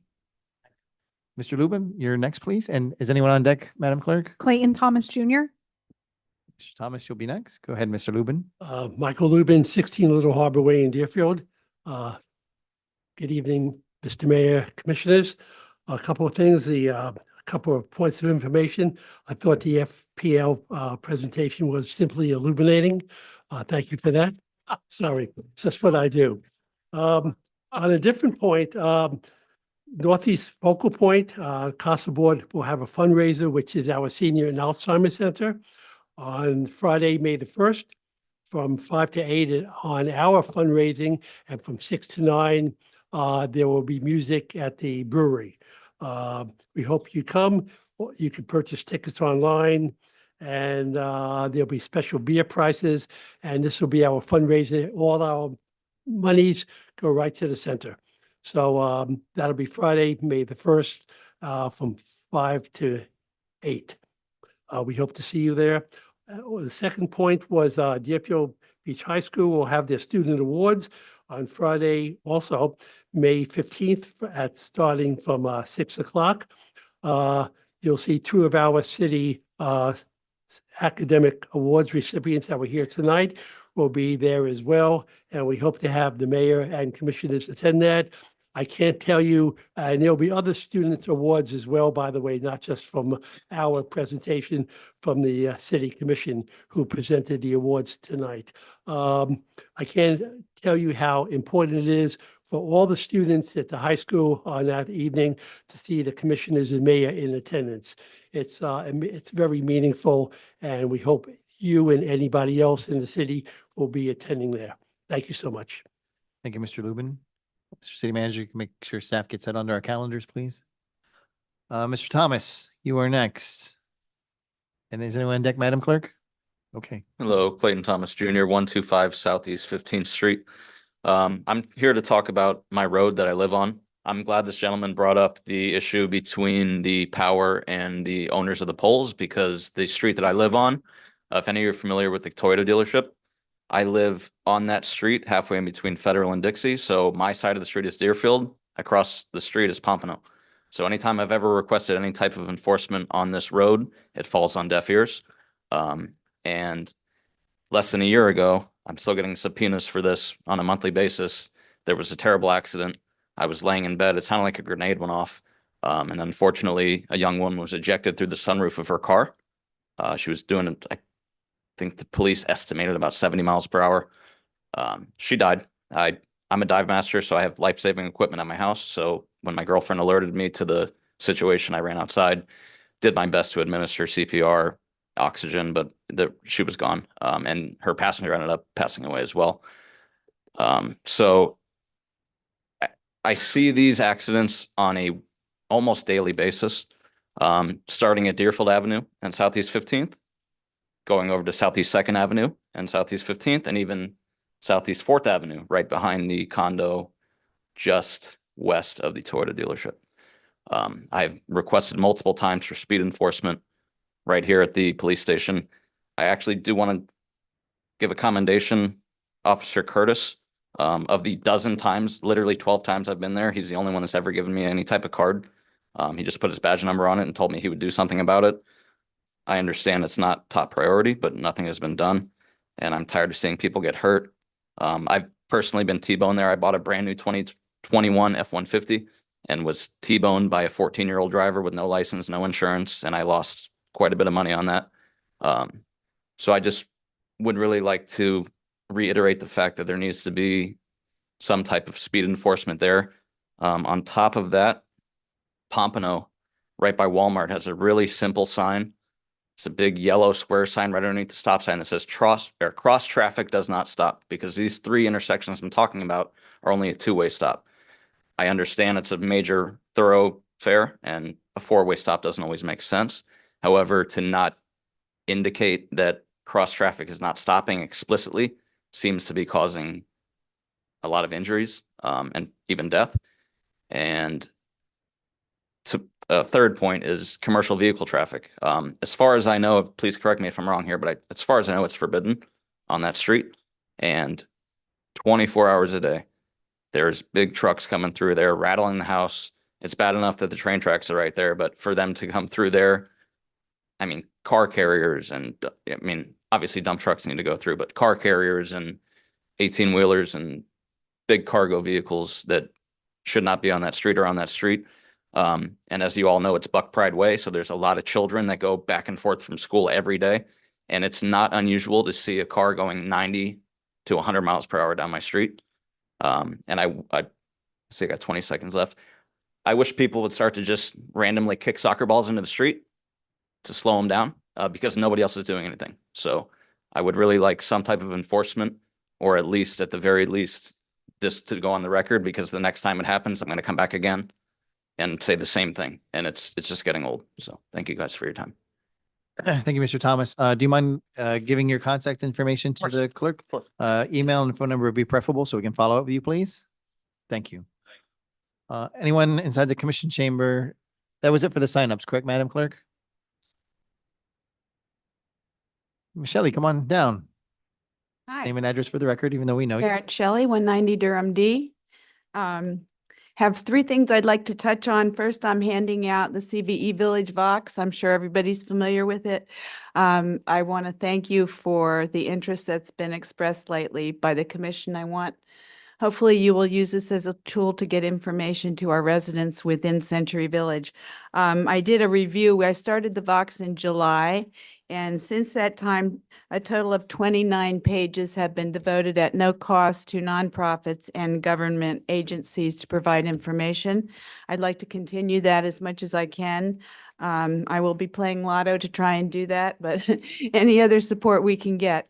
Basically, the Vox is the Seinfeld of community newspapers for seniors. We're not about anything. We're just a lot of fun things. We're great pictures. If you look at the cover today of this issue, which came out on the 15th, we've got a picture of our mayor and giving art awards during the Art Expo. And I do want to say the next day I was at the Autism Walk, or after that, and Mayor, two people identified the art teacher from the Deerfield Beach High School at the Autism Walk. They identified her. Unfortunately, no one recognized you, but I will put you in more. The other thing I want to. Time's up, sorry. So send me your content, and I've spoken to people and it's been embraced recently, and I appreciate that. The other thing I want to thank is Commissioner Shinetsky. We have had a dumpster that's halfway on the road. We've had one accident since that we have witnessed, a minor fender bender. Because of it, in November, we notified Master Management.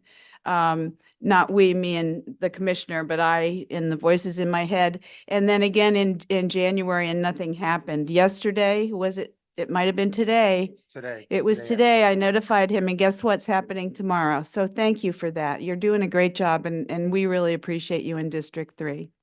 And the other thing I want to cover, how much time do I have? I should have done this first. I want to make, because I couldn't, again, get any of you guys to do it, an unofficial proclamation.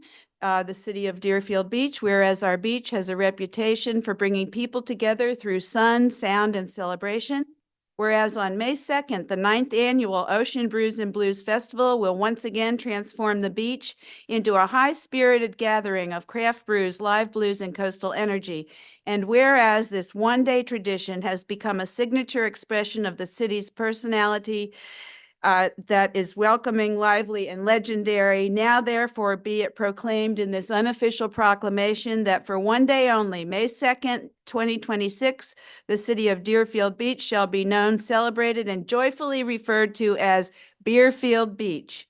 This honorary renaming recognizes the thousands who will gather at the oceanfront to enjoy. Thank you. You. Anyone else inside the commission chamber? Mr. Freitag, one down. Good evening, Roger Freitag, 418 Southeast 2nd Street, Deerfield Beach, Florida. I'd like to thank the city and whoever organized the FP&L event. I see District 1 Commissioner walking to the bathroom now. Over the last 6 to 8 months, I've been hounding this commission about leaving lights on. I never heard one single person talk about lights being on 24/7. I've contacted the city manager's office, left messages with Ms. Harris, the city manager's secretary. I've made District 1 Commissioner very, very, very aware of the lights that are constantly on 24/7 throughout our city. The only person who's ever helped me in the city to try and get this rectified is Mr. Shinetsky. he has obviously a good rapport with Mrs. Shaw, because when I was hounding him and telling him every time I worked in Century Village that the lights were on, he made an effort to do something about it. And he had things done and completed, and the lights are now on a regular schedule. I'm very disappointed that not one of you who sits up there, you're either not paying attention to me, or you're putting your earplugs in, or I don't know what the hell you're doing. But you know what? I just find it astounding that FPL will take all our money if you want to keep paying it. But let's turn the lights off that are on 24/7. The presentation done by our environmental services manager, well done. But where was he before? I've been doing this for over a half a year. I continually come in here and let you guys know that there's an issue. I understand we don't own all the poles. I understand it was a very great learning experience this evening that there's very many entities, as District 1 Commissioner put it. One person owns the pole, one person owns the light bulb, one person owns the power. However, taxpayers pay when lights are on 24/7. So let's do a better job of communicating with all of these people and get this rectified, because it's not your money, it's our money. Thank you very much for your time. Thank you, Mr. Freitag. Ms. Berner, you were.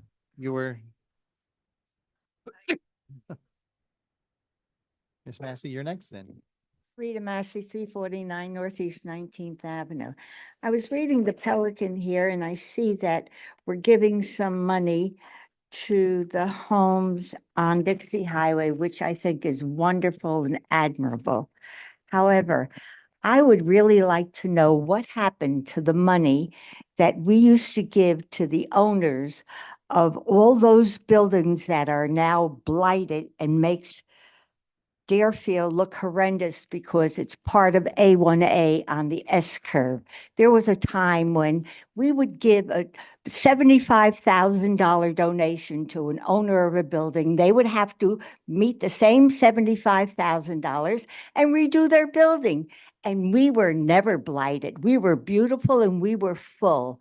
But all of a sudden, one by one, we came blighted, and we are horrible now. So we hire somebody, which she's a lovely lady, but it's a lot of money we're paying her. Instead of paying her, we should still be doing the same thing, offering the owners that kind of money to redo their buildings. They have to match the money, and then the S curve will be beautiful and blooming again. And by the way, I was the oldest member of the Women's Club. I've been there 25 years. Thank you very much. Thank you. Ms. Berner, you're next. While you're coming down, Ms. Massey, the commercial facade program is still in place. Why does it look the way it looks? We can't force them to partake in it. Ms. Berner, go ahead, please. Carol Berner, 3130 Cambridge F. This is going to be very quick. I just want to know, I know a lot of you went down to Washington and you met with a woman and she resigned. And I want to know, was the meeting all for naught? Or are you going to do another trip and spend more of our money? What's going on? Thank you.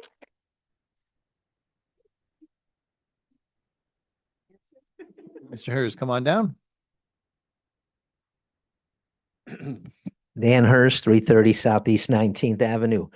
Mayor Drosky, 95% of the people who ask a question are directed by you to speak to somebody in the back to get their question answered. I hope you can tell me where I can go to get the following question answered about a double standard that exists in the city. How come when we're talking about the Nature Center Museum, the CRA was allowed to borrow a significant amount of money from the general fund so that construction would not have to be halted until the CRA received their new annual allocation of funds? But when it comes to repairing Mayo Howard Park, where the entranceway to the park is so narrow, you can't have a car coming in and leaving at the same time, and you can count the number of parking spaces on one hand, that park has to wait for Mario Caprini of MBA Development Partners to close on the $6.5 million referendum purchase that he should have closed on years ago. District 2 residents are told to sit tight no matter how long it takes, while the Nature Center Museum was able to borrow money from the general fund for the first time in the almost 30-year history of the CRA. Again, Mayor, who can I go to get an answer to that question? The mayor was quoted on WLRN radio as follows. The combined savings of police and fire would be 950 million, so almost $1 billion savings. So the average savings is $500 million. WLRN asked, but Mayor Drosky, from a purely law enforcement and public safety standpoint, putting those cost savings aside, why does Deerfield Beach feel that moving to its own localized police and fire rescue agencies will be better for the 87,000 residents of your city? The mayor's answer, I want to reinforce that this decision was not based solely on financial decisions. It was more based upon what the community was telling the elected officials, that they wanted their police and fire services to be back under local control. John Slattery has repeatedly asked for documentation to back up your claim. You have produced nothing but whispers into your ear. Now, the easel charts displayed at the charrettes are showing a different savings amount than the mayor claimed. The chart entitled Annual Savings Trajectory by Year now shows a total of 1.3 billion in cumulative savings in years 2 through 20. What happened, Mayor? Did Florida ethics violator Stockton Reeves come back and redo his outlandish, nonsensical numbers to make them even more outlandish and nonsensical? On a positive note, congratulations to Parks and Rec, who put on a great autism walk on Saturday morning. The weather was beautiful, and they did a great job, and I appreciate that. Thank you. Thank you. To answer your question, you can call me. I'll be happy to address your misinformation. Tyrone, come on down, please. No, it's okay. They made Mayor Drosky mad. I'm Demetrius. Demetrius, I'm But so let me sorry. explain. I'm so sorry, No, you're Demetrius. fine. I understand your frustration. I'm mad. Don't get My mad. address is 1150 Southwest 7th Avenue, Deerfield Beach, Florida. And I say this to the commission because I look at you, Mayor Drosky, as the head coach, and these are your assistant coaches. And I say tonight that I'm honored to see you honor the teachers. I'm honored to have my high school coach, Lawrence Quinn, in the building. And we are in a time now where the state of Florida has done something that can change the game for the city of Deerfield. I have coached in Deerfield over 30 years. From the Deerfield Raiders to the Packer Rattlers to the Bisons to the high school. And I understand if the state of Florida says that the alumni can come together and start raising funds to give back to the educators, to the teachers, and most importantly, to the children. I stand now, and I want to say this to Parks and Rec, especially Mr. Greg Warner. He told me something. He was like, Demetrius, have you seen the new beach playground? I've been there working out, and the people that come out of the embassy say, Coach, where do you get this energy from? How can we help? What is your mission? My mission is to make sure the children of Broward County are impacted because there's a disconnect between city and county. I know that.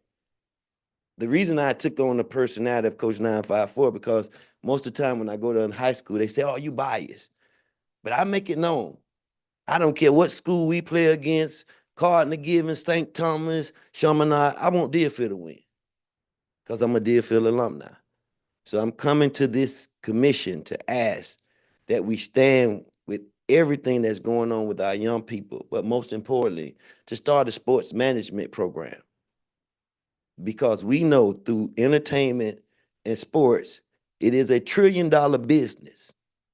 And I'm tired of everybody asking the questions of where the money at when we didn't help raise the money. So it's time for our alumni and our people that have went on and done great things, and I don't want to name drop, because if I call them, they'll come. But they need to come to a program that represents the city of Deerfield. And most of my guys that play at the highest level, they say, D, we don't care about Broward County. Do it in Deerfield.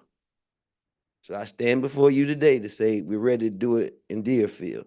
And to Coach Quinn, I salute you. Thank you. Thank you, Demetrius. Sorry for getting your name wrong at the beginning. Anyone else like to speak? It's in the commission chamber. Madam Clerk, is anyone online? Okay, then we'll close the public comment. Mr. City Attorney, we'll just do item 6 as a standalone on consent, please. Item number 6 is a resolution of the City Commission of the City of Deerfield Beach, Florida, appointing Stephen Sherry as an alternate member to the Community Appearance Board and providing for an effective date. Seeing no lights, is there anyone from the public that would like to speak on item number 6 this evening? Madam Clerk, is there anyone online? Okay, we'll close the public hearing on item number 6. I'd like to make a Commission? motion to move forward with having Mr. Stephen Cherry as an alternate member of the Community Appearance Board. Second. Motion approved by Commissioner Plow, second by Vice Mayor Hudak. All in favor signify by saying aye. Aye. Anyone opposed? Let the record show unanimous consent. Mr. City Attorney, Items 7 through 12 are currently on consent. 7, 8, 9, 10, 11, 12. Is there any comments by the commission? Yes, Just I- which numbers? item number 7 and item number 10. 7 and 10 by Commissioner Shinetsky. Anyone else?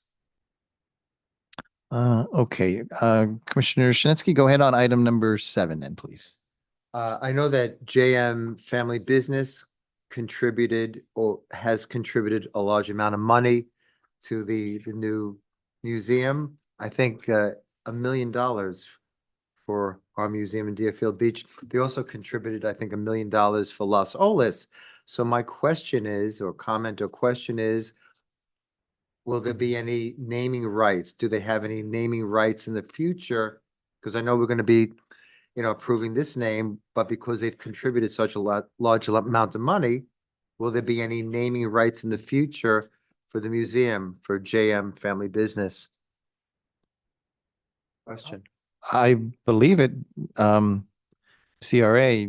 JM indicated they did not want the recognition. They were willing to, that's what I remember hearing. They were willing to donate the money, but they did not want the name recognition. Okay, thank you. And item number 10, please. Sure. Okay, this resolution is, or I guess a World Cup watch party. I think that's fantastic, but I just want to digress a little bit, something good. I met with the city manager on Monday, and he told me that on October 17th, 2026, for the first time, there's going to be the 18th annual Brazilian Festival, and it's going to be in Quiet Waters Park. Now, Quiet Waters Park is in Deerfield Beach. It's a county park, but it's still in Deerfield Beach. So I just want to point that out, that on Saturday, October 17th, 2026, the 18th annual Brazilian Festival, we have, I think Deerfield Beach has one of the largest Brazilian populations in Florida. So this is going to be a huge event. And I think it's going to be fantastic. So I just want to let people know about this. I think, Mr. City Manager, we're number 4 in the entire country. For Correct. Brazilian population, correct? Yes. Okay, seeing no further lights. Thank you, Commissioner Shinetsky. Anyone from the, Madam Clerk, anyone sign up on 7 through, is it 12 or 13? 7 through 12. Anyone from the public like to speak on items 7, 8, 9, 10, 11, 12? Mr. Harris, come on down. Just let us know which number or numbers. Dan Hers, 330 Southeast 19th Avenue. It's number 7. And I don't want the District 4 Commissioner to feel like I'm picking on him. So I want to read what I posted on his official Facebook Commissioner page to the other 4 elected officials and the city manager about number 7. Commissioner Plout, everyone, including myself, is hoping this nature center is a success. The reason is, if it is not successful, the Deerfield Beach taxpayers are on the hook for the first $1,250,000 in operating losses. Maybe you can find a foundation or a charitable organization who will cover the potential losses, which would get the taxpayers off the hook. So that same request I make of the 4 other elected officials, and maybe you know somebody or some organization that is willing to step up. And we can now know that we can give them naming rights if they want to go ahead and make sure that the taxpayers aren't on the hook for that loss of money. Thank you. Thank you. Anyone else in the commission chamber like to speak on items 7 through 12? Madam Clerk, is there anyone online with their hand up? Okay, we'll close the public hearing on items 7 through 12. Motion to approve items 7 through 12. Second. Motion to approve items 7 through 12 by Vice Mayor Hudak, second by Commissioner Plout. Madam Clerk, would you call the roll, please? Commissioner Plout, Yes. Commissioner Preston, Yes. Commissioner Shinetsky, Yes. Vice Mayor Hudak, Yes. Mayor Drosky. Yes. Mr. City Attorney, item number 13. Item number 13 is an update regarding public safety. Mr. Gladio, come on down.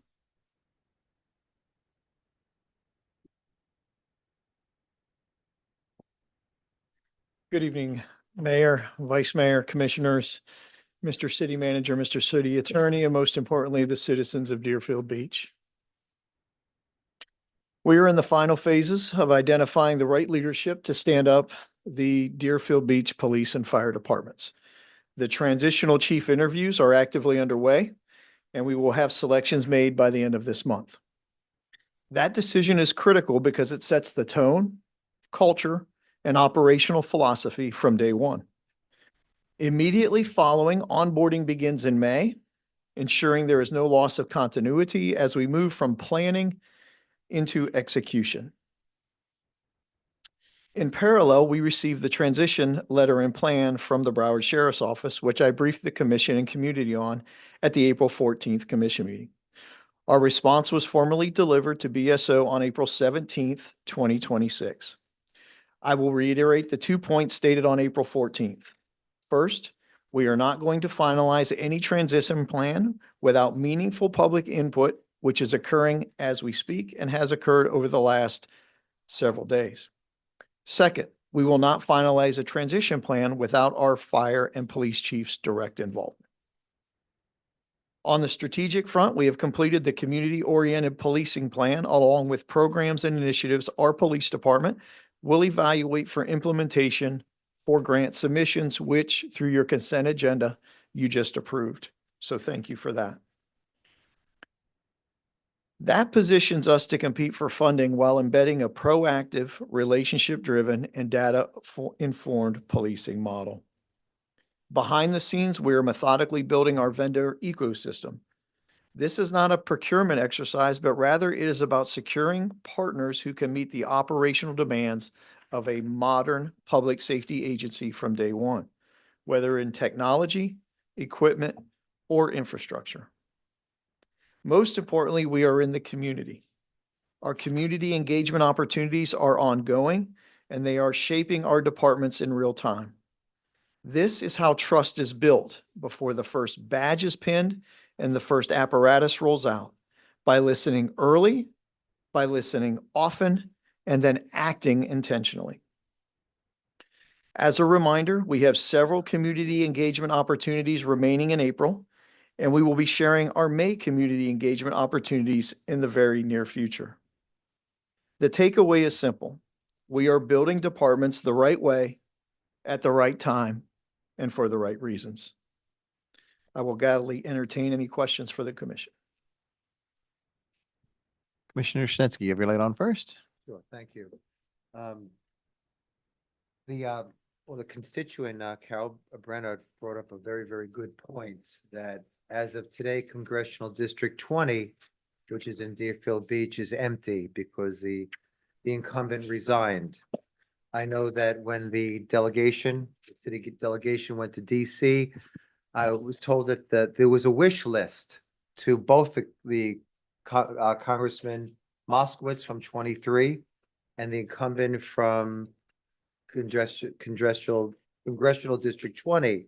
I know with now that seat is empty, I saw that there was an email from our contact in Washington that the wish list that was brought to the incumbent from Congressional District 20 is now not moving ahead because it's not filled.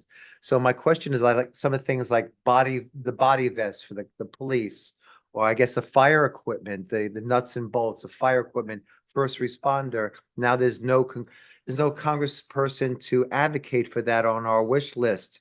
Will that delay the moving forward of the full equipment and coverage? Sure, of Commissioner. fire and police? Yes, sir, Commissioner. That's a great question. And I think that's more properly answered by Mr. City Manager at this point. So we met with several congressional members while we were in those meetings, and she's not the only one that is sponsoring funds for us. So we didn't put our eggs all in one basket. So it is diversified, and nothing that she was sponsoring is related to, say, the COPS grants that you approved the applications for earlier tonight. So there are different funding pools for different aspects of public safety, but what she was sponsoring was not the totality of what we were doing, and we have duplicative sponsors that are willing to work with us to fund our endeavors that we presented even to her. I have another question, if that's okay. Of course. All right, thank you very much. I know that on October 1, the city went into transition period. We have a 2-year transition period with BSO. So every month, October, November, December, January, February, the BSO sends bills. Now, I've met graciously with the city manager, and I asked him, has the bills for October, November, December, and January and February, have they been paid? I was told as of this time, they have not been paid. My question is, what is the holdup? Why haven't the bills for October, November, December, and January, February not been paid? I'm just curious about that. We received the October bill at the end of December during, I think it was December 29th, 30th, somewhere around there. That one has been paid. November has been paid. December is still being analyzed. And we also gave the sheriff's office sort of a heads up by asking them for supporting documents on the October and November ones. And they have just presented us some supporting documents last week, right? Was it last week? I got it Friday night. Late Friday night. So the supporting documents also have to be reviewed. We have to ensure that what we're paying for is actually what we have received. And that is a tedious process with the number of data points that we have to review. I don't remember even the size. It was several megabytes, the most recent data that they provided to us. So staff reviews that, and what is an agreement is paid. Thank you very much. You're welcome. I mean, Mr. City Manager, I mean, you're being very polite because BSO sends us a bill. There's an officer who was suspended from another city, gets reinstated and assigned to Deerfield Beach, and $33,000 of that back pay gets put on our ledger.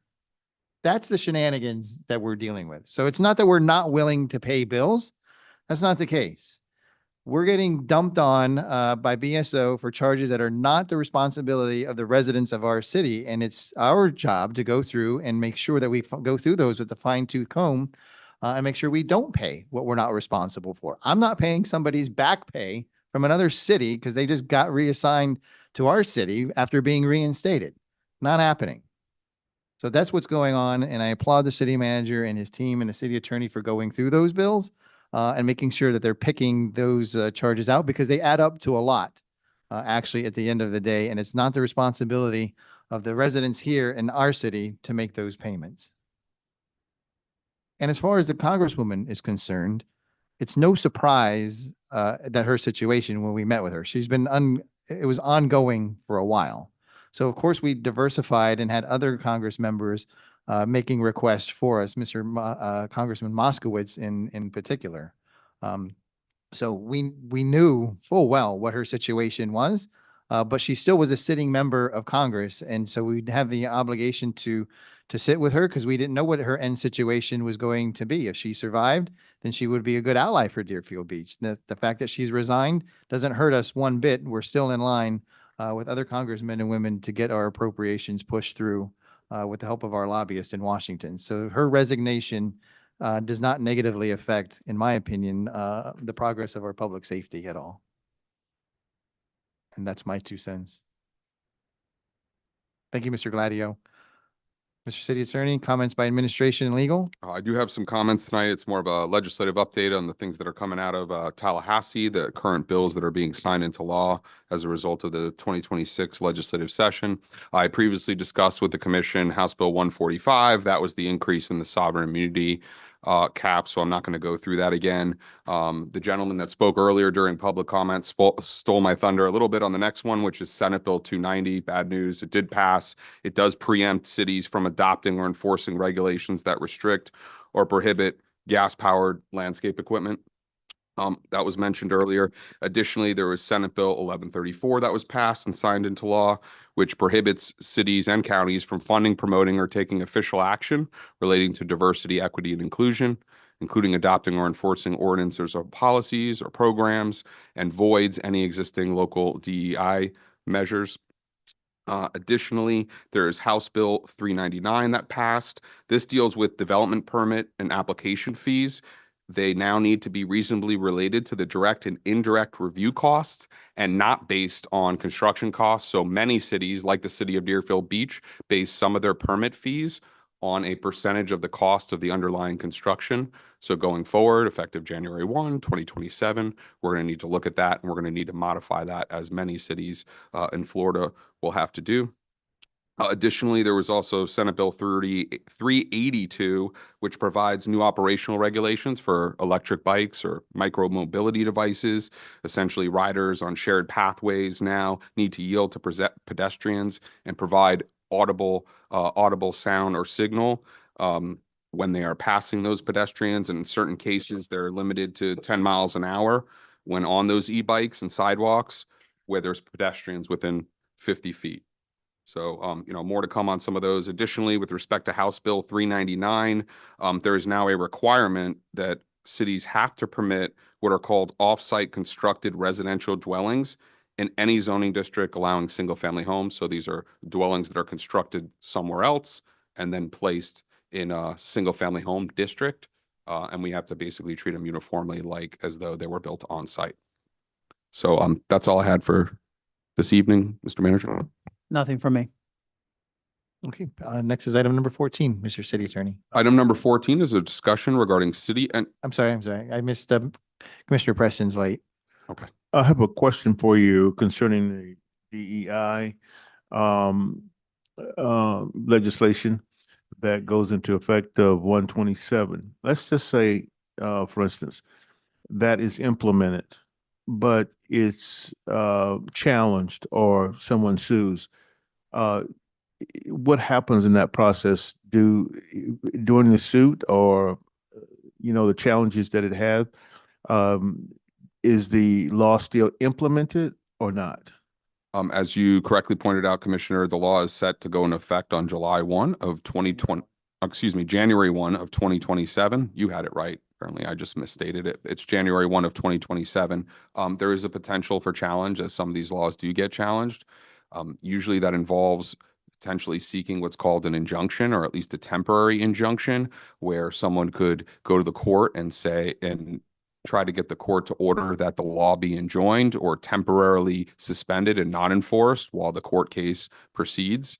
And it really depends ultimately, one, if somebody's going to challenge it; two, if that challenge is successful; three, what are the details in terms of has there been an injunction imposed? Short of an injunction or some order by the court, then generally it would go into effect on January 1 of 2027. So Commissioner Snetsky first. That's okay, and then we'll go to Vice Mayor. Commissioner Snetsky, go ahead.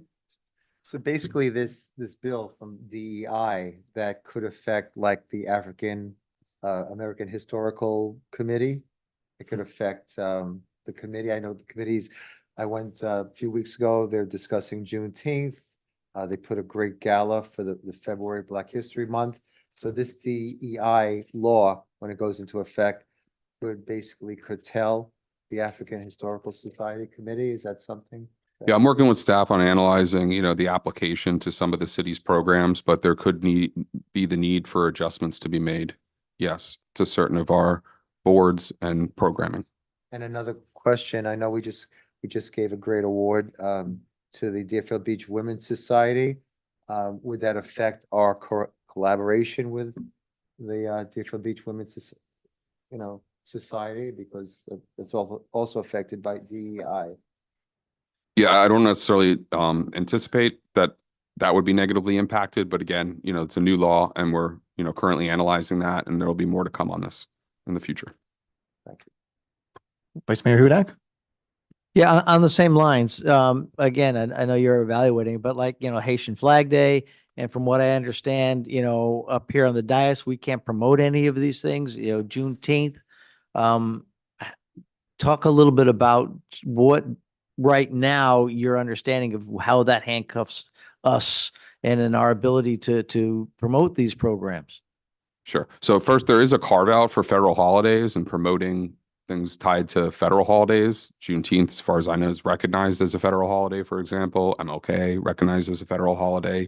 And there are others as well. But part of the bill does provide that any official actions taken by officials, again, it goes into effect January 1, so we have some time before it gets implemented, can result in malfeasance or misfeasance finding, which could subject someone to potentially being suspended from office and ultimately removed from office.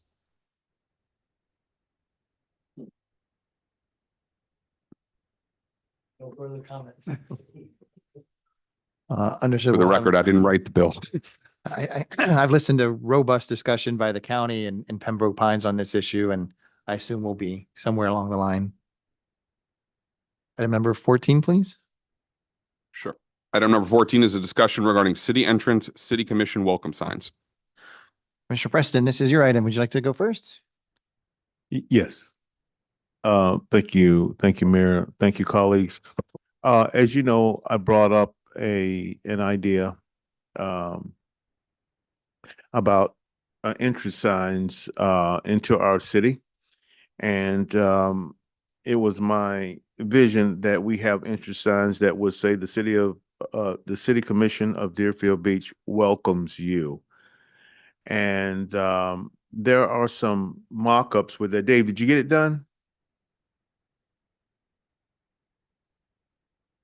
Okay, I like to Great. okay, that's not the verbiage that I wanted. But that's kind of like no, that's not it. I talked with Dave this morning. I was telling him did you do the readjustment?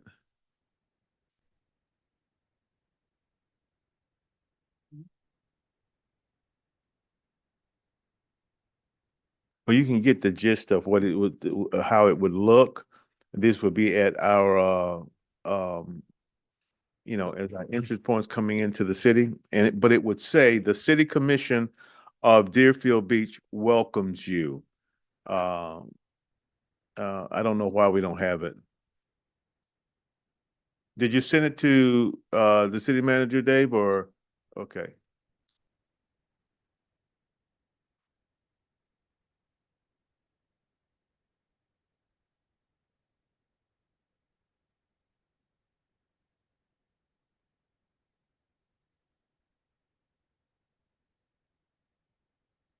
We'll take a commercial break right now, and we'll be back in a minute.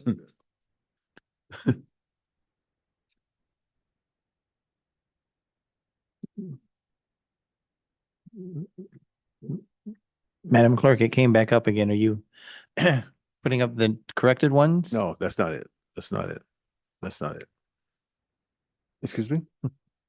None of it's not his vision, no? Do we need a couple more minutes? Should we go on to number Yes. 15 and then come back? Yes. I can't go to 15 because he left the room, so.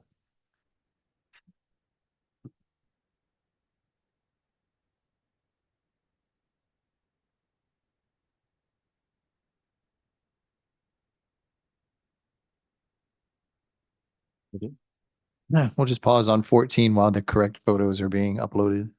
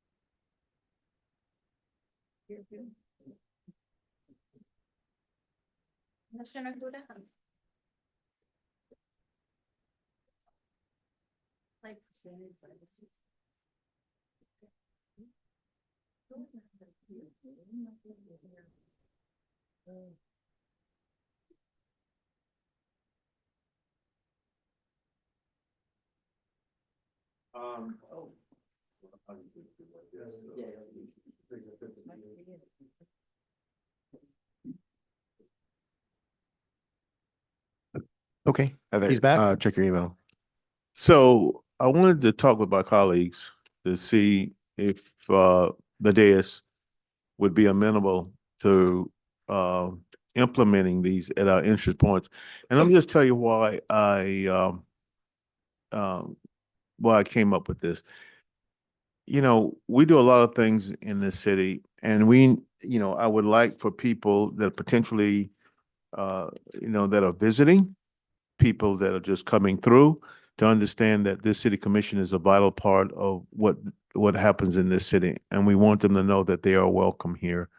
And so the idea would be that it just wouldn't, city of Deerfield Beach, you've entered the city of Deerfield Beach, but rather the city commission, this is its decision-making body, and it comes from this board for us to set a standard to let people know that they are welcome here. So this is it. The city commission of Deerfield Beach welcomes you. So I'd just like to get some feedback from you guys, see what you think of this, and is it worth putting on the agenda? Okay, we'll go by we'll go by district. You're not obligated if you don't have any comments tonight, but that may be the easiest way to do it. So Commissioner Preston, you're District 2. So District 3, Commissioner Shinesky. First of all, I want to say, I think it's an excellent idea. I really do. I'm dating myself, but when I was a kid, a teenager, there used to be a television program called Welcome Back Kotter, Kotter. I don't know if anyone remembers that, but basically at the beginning of the program, the introduction with the music, there was a sign that says, "Welcome to Brooklyn." And this is almost 50 years later, and people who I've spoken with remember that. So the bottom line is Deerfield Beach is in competition with our sister cities for tourists, for business, for people, to invest, to come and partake in our city. So we need every advantage. So I'm definitely in favor of that. At maybe about 10, 15 years ago, working for Brooklyn Borough President Marty Markowitz, he came up with a catchy slogan for Brooklyn called "Forget About It," and it's on the sign. Welcome to Brooklyn, forget about it, because that's a Brooklyn catchphrase, and people remember it. It shows something different. So my suggestion is, I think that's a great idea, but I really feel we should have some sort of slogan, something that people will like, "Oh, that's catchy." For instance, some of the slogans, Deerfield Beach, where the sky meets the sea, or Deerfield Beach, shorefront escape, or Deerfield Beach, blue waves, broad days, or even discover the magic of Deerfield Beach. These are catchy slogans.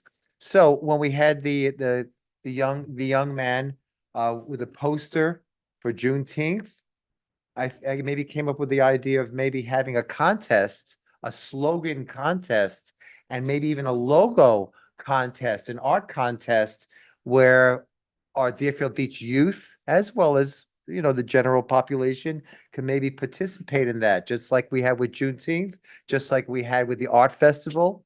When we had the culture committee every single year, we would have the art festival poster. It was very catchy. So I think this is an excellent idea, Commissioner Preston, but I really feel that we should embolden it and make, a catchy slogan with a maybe new catchy logo, that when people are coming by and they've seen this sign, it's like, wow, Deerfield Beach. Wow, this sounds fun.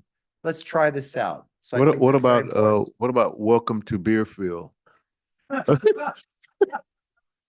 no, I'm just kidding. District 4.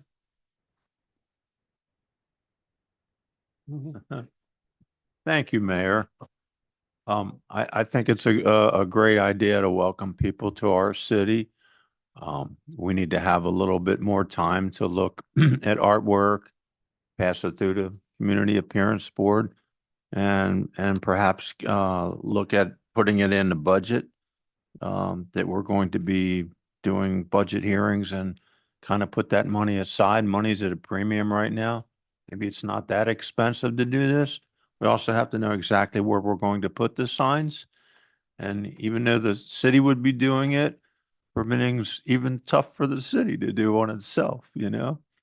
So, I like the idea, but I think it's kind of in its infancy right now.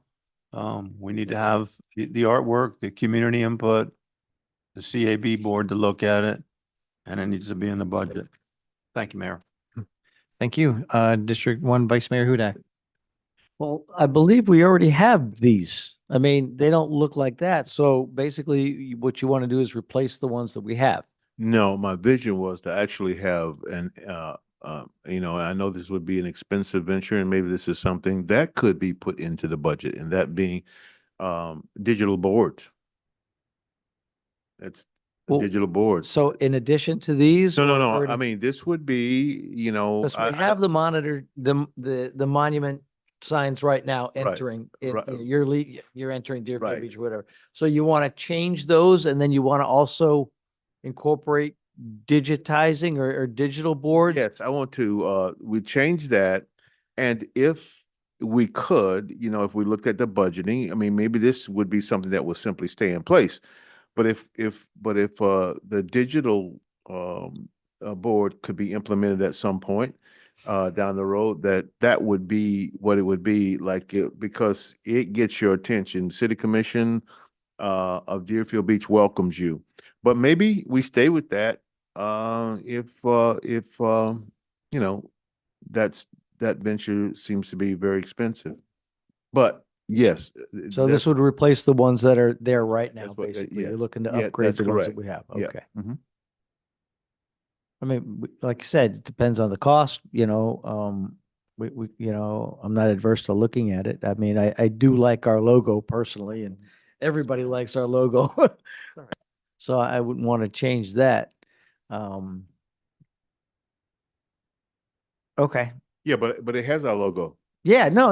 I was, there was someone talking about changing the logo, and I didn't want to change our No, logo. I don't want to change it either. Well, I guess we could see where it goes from here. I don't know what the cost would be. And like I said, right now we do have the Well, monument if you look at signs. this is relatively, this would not, we'll see what the city manager says, but this venture shouldn't be expensive.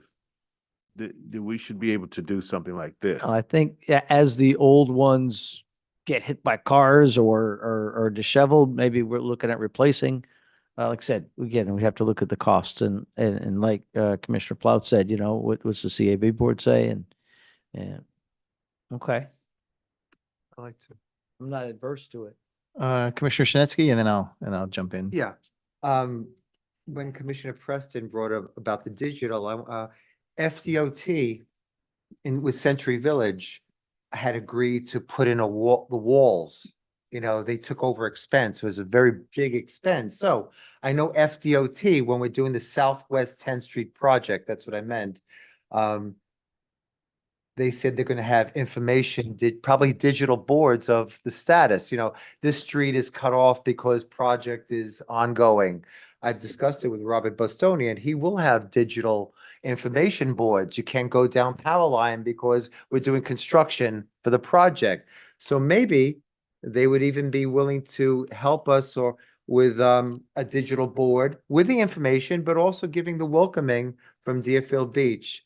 So it could be part of the information. Mm-hmm. So that's something that we could approach FDOT with, because they were very, very amendable to helping out Century Village to put a large portion of our walls, I think, along between Military and Power Line. And it was a huge cost. And I remember going to Master Management in Century Village, and the director, Val Smerkel, said that was a big, big relief, because it really would have cost Century Village a lot of money. So maybe FDOT, because they're pushing for the project, would be willing to do a digital information board that could have Deerfield Beach, welcomes you with some maybe embolding on it. So that's something maybe we could discuss with FTOT. No, definitely can't hurt. Yeah. I don't have any objection to it. I think it's a great idea to upgrade the entranceways into and out of our city. My only comments are, one is I'm not a fan of the commission being in there. I think it should be the city of Deerfield Beach welcomes you, not the city commission. I think that just, to me, it just sends the wrong message. Like, we want the entire city to welcome you, not just the commission, that everyone is invited into our cities. I don't, Mayor, I don't think it takes away from that, but I would want it to be, and maybe, we'll see, how it plays out, but I want people to know that the city commission, it is not saying that people in our city does not welcome them, but we're saying that as a board, as leadership, the city commission welcomes you. The whole idea is not to exclude anyone, but to take the authority to say that the city of Deerfield Beach, its political structure, its political board, welcomes you. So that gives a lot of messages. I mean, gives a lot of emphasis for a lot of other things as well. But I mean, that's what I thought of.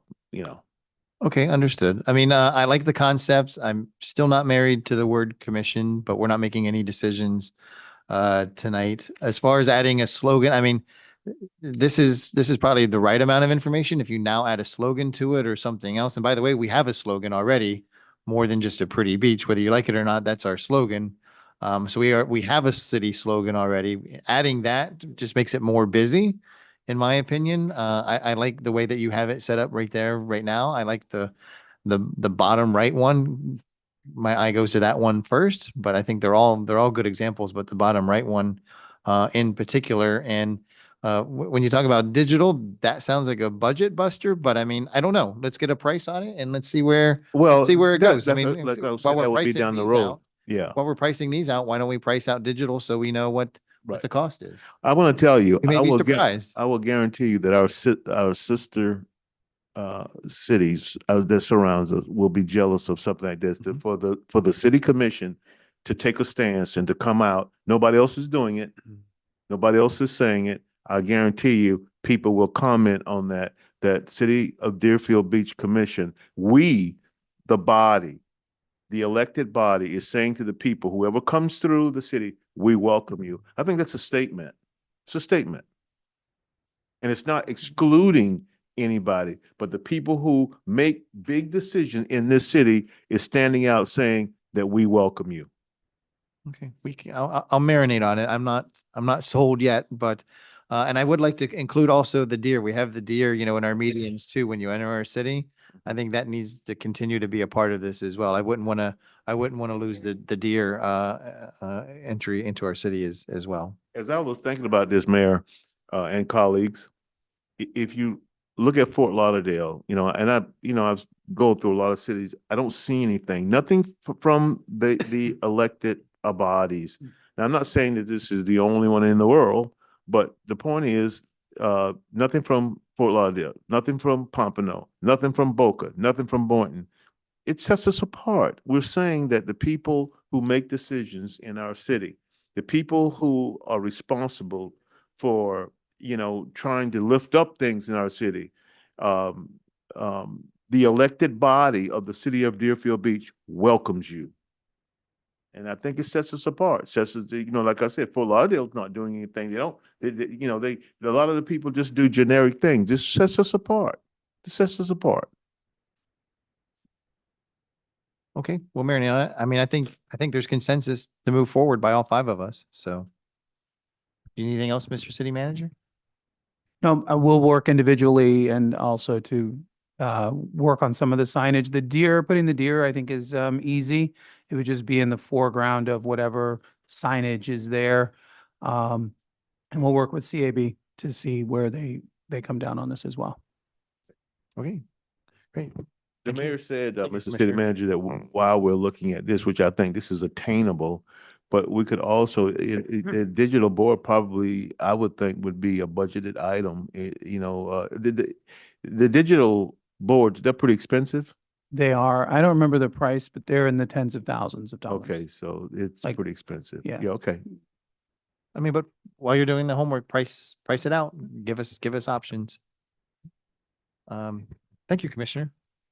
Mr. City Attorney, item number 15. Item number 15 is a discussion regarding allowing condominiums to participate in the tree giveaway. Okay, Commissioner Shinesky, this is your item. Go ahead, please. Thank you very much. I know in all four districts in Deerfield Beach, there are condos. I know a large amount is in mine, Century Village. I know in each of the districts, there are condos. So I know we have the tree giveaway, which I think is fantastic. I know it's a finite amount of trees that are given away, and I know it's very, very popular. And I think it's a great program. So I did outreach to the staff, and they said, well, the tree giveaway program is for the houses in Deerfield Beach because each house has to have a certain amount of trees. It's for code, that they're all up to snuff. And I could understand that, and I think that's great. So I was told that there are two other programs that besides houses also affects condos and HOA, like the community engagement program. Basically, if a condo wants to add to their landscape, they have to pay $500 and then, apply to the city, and the city could give them some small trees, some shrubs. So I think that's great, but they still have to invest $500 or a condo association for this landscape change. That's number one. The second program that I was told about was something called Tree Bait. And again, that's for condos and HOAs. And basically what that is, the condo associations invest in trees and they can get a rebate between $50 to $100. And I think that's great. But this tree is a giveaway from the city. Now, why am I bringing it up? I'm bringing it up because in going through Century Village, and there are 254 associations. Each association is totally different. A lot of the associations, they're doing very well financially. They have a lot of money in their reserves, but there are some associations that are really struggling. These are associations of people with really fixed incomes. I mean, limited fixed incomes. So any beautification of their home area is very hard to come by. So I think this is a really goodwill gesture. All right, we can't do all 254 associations, but maybe each condo association and district can maybe get 5 to 10 trees in some sort of first come, first serve so that they could be allocated. Now, I know a few months ago, the mayor donated a beautiful flag from Deerfield Beach to Century Village. And when he did that, I was there. The people were just so happy. They were like, wow, that's so nice of the city to do that. I want to thank you. So I think this would be a wonderful goodwill gesture from the city of Deerfield Beach to donate at least a few trees to the various condo, places like Century Village or where District 1 is or District 2 or District 4. As a goodwill gesture, because remember, a tree is something that lasts generations. So I think this is an excellent idea. We could start off very, very small. Maybe down the road, we can get more trees. So I think this is an excellent idea. And that's why I'm bringing it forward. All right, thank you, Commissioner. We'll do just like the last time. We'll just go by district numerically. So this time it'll be 2, 4, 1 mayor. So Commissioner Preston, you're up first. Thank you. I on the surface, I like the idea. The only thing is I'm thinking about single family homes in Deerfield. And then thinking about how this program came about. There's just first of all, a limited number of trees to give away. That's one. And two, on one hand, while I like the theme of it, I think it would be good that there's so many condominiums that if we was to do it for Century Village, I will guarantee you there's going to be a lot of other condominiums that I want it. And at that point, the city is going to have to budget for it because it's just would be astronomical. So those kind of concerns, if you take that away, then I'm good. But it just seemed like that if you do it for Century Village, what about TREs?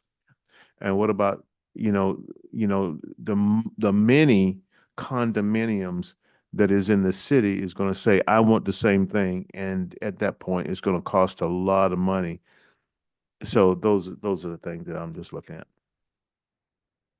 Okay, why don't you listen to all of us and then you can respond, Commissioner. Commissioner Plow, District 4, you're next. Thank you, Mayor. Back in 1996, my brother and I moved my stepdad down to Florida to retire, and we bought a place on Newport S and Century Village. At the time, I was a Florida mortgage broker license person. I let that license go when it became a federal license and just concentrated on the other things that I was doing. But what I learned at that time, not only closing on that condo, but what I learned in my licensing was that we were purchasing a deed restricted property. And in a deed restricted property, you're actually buying the dwelling. You're not buying the land that is sitting on or the land that's surrounding it.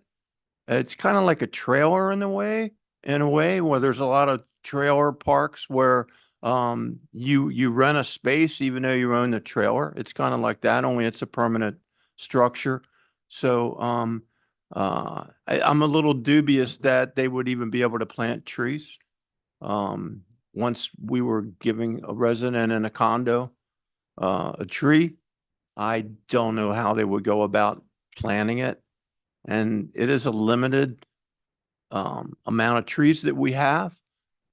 Earlier in the history of Deerfield Beach, when we were building more large buildings in different places, they had to pay into this tree fund. That's why we have the $500,000 that we have there.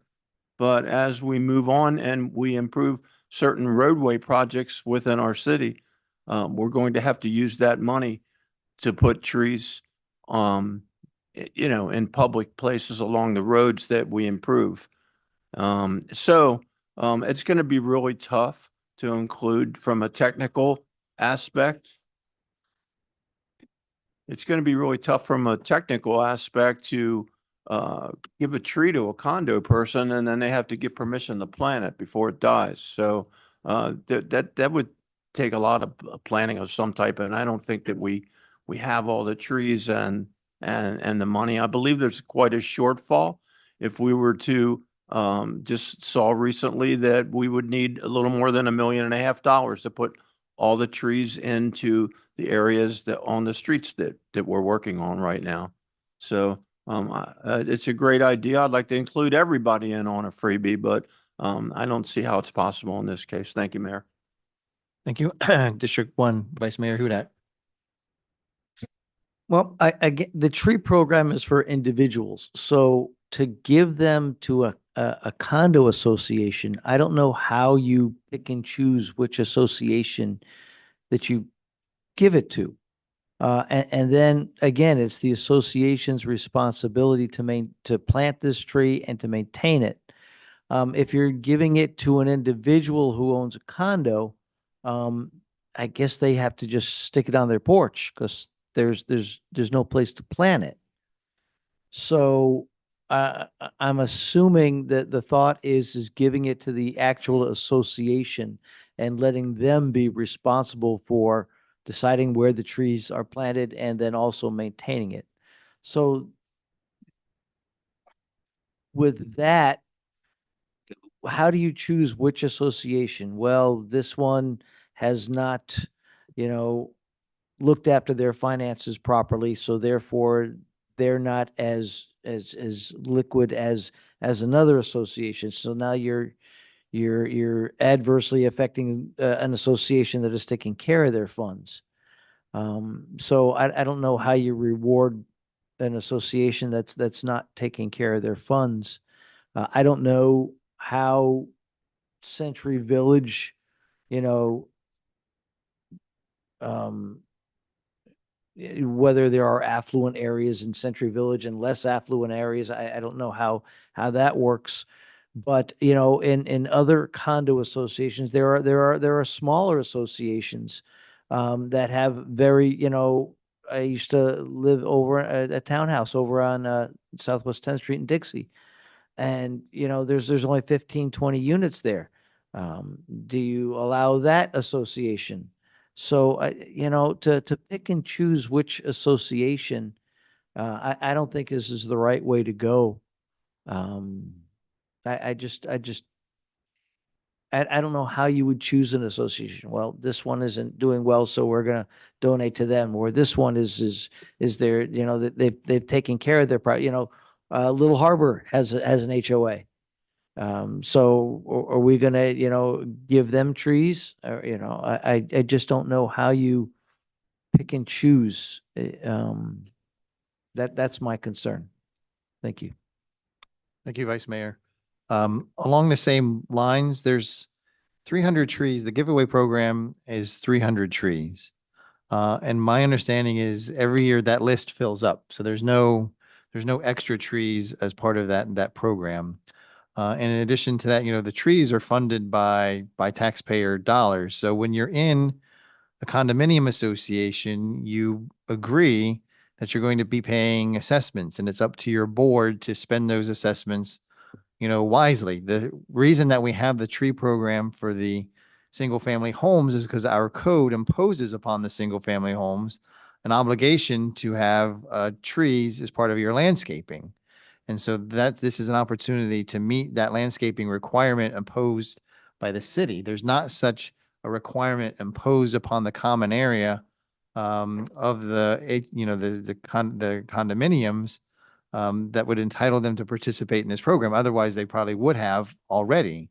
And the number of condominiums that we have in our city, you have 254 in Century Village alone, let alone what you have on the Barrier Island and everywhere in between. So what single family homes do you take away from to give to a condominium instead?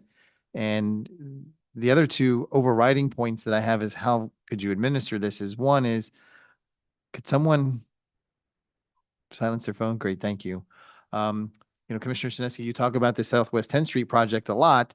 You know, that's going to greatly impact your district and Commissioner Plouff's district.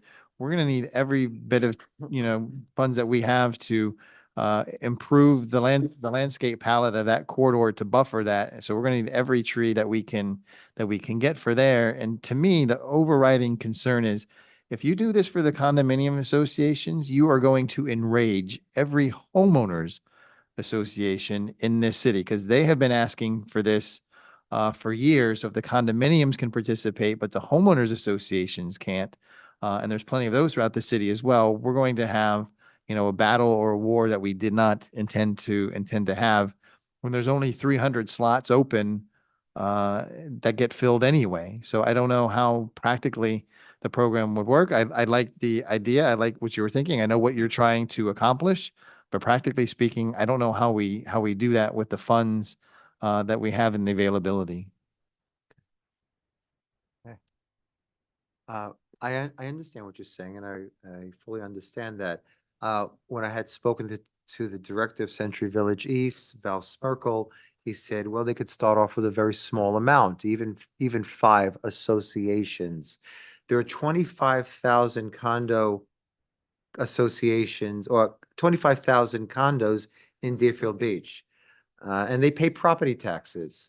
They pay property taxes and they participate in the city. So it's just a small gesture. I know it's a finite amount and I understand that. And I'm not keying up on Century Village. I'm saying, and like I said before, there are 4 districts. So there are condos in each of the districts. It could be on a first come, first served basis, even if it's just a little bit. It could be in a lottery system, even if it's just a little bit. It's just a token to say, you know what, we're including you also. This is something that you can invest in your property for generations to come. A tree is a beautiful living symbol. And, it's just a token gesture, just like the mayor gave the token gesture with the flag. Again, it can be administered, a lottery system or first come, first serve. And certain associations, Century Village, Waterford, Deer Creek, I'm just giving out names. It could be if we would just limit it, but at least it's a gesture of Deerfield Beach saying thank you to all our citizens, whether it's HOA, condo, housing, you're all included. And then maybe down the road, once we have everything else settled, maybe we could enlarge it or get other funds from the state government and federal. That's all. Okay, you're more than welcome to bring back, to work with the city attorney and bring back any proposal that you want, but I think you've heard the comments from me and my commissioners, so Thank you. just take that into account, please. Comments by mayor and city commission. District 2, you're first.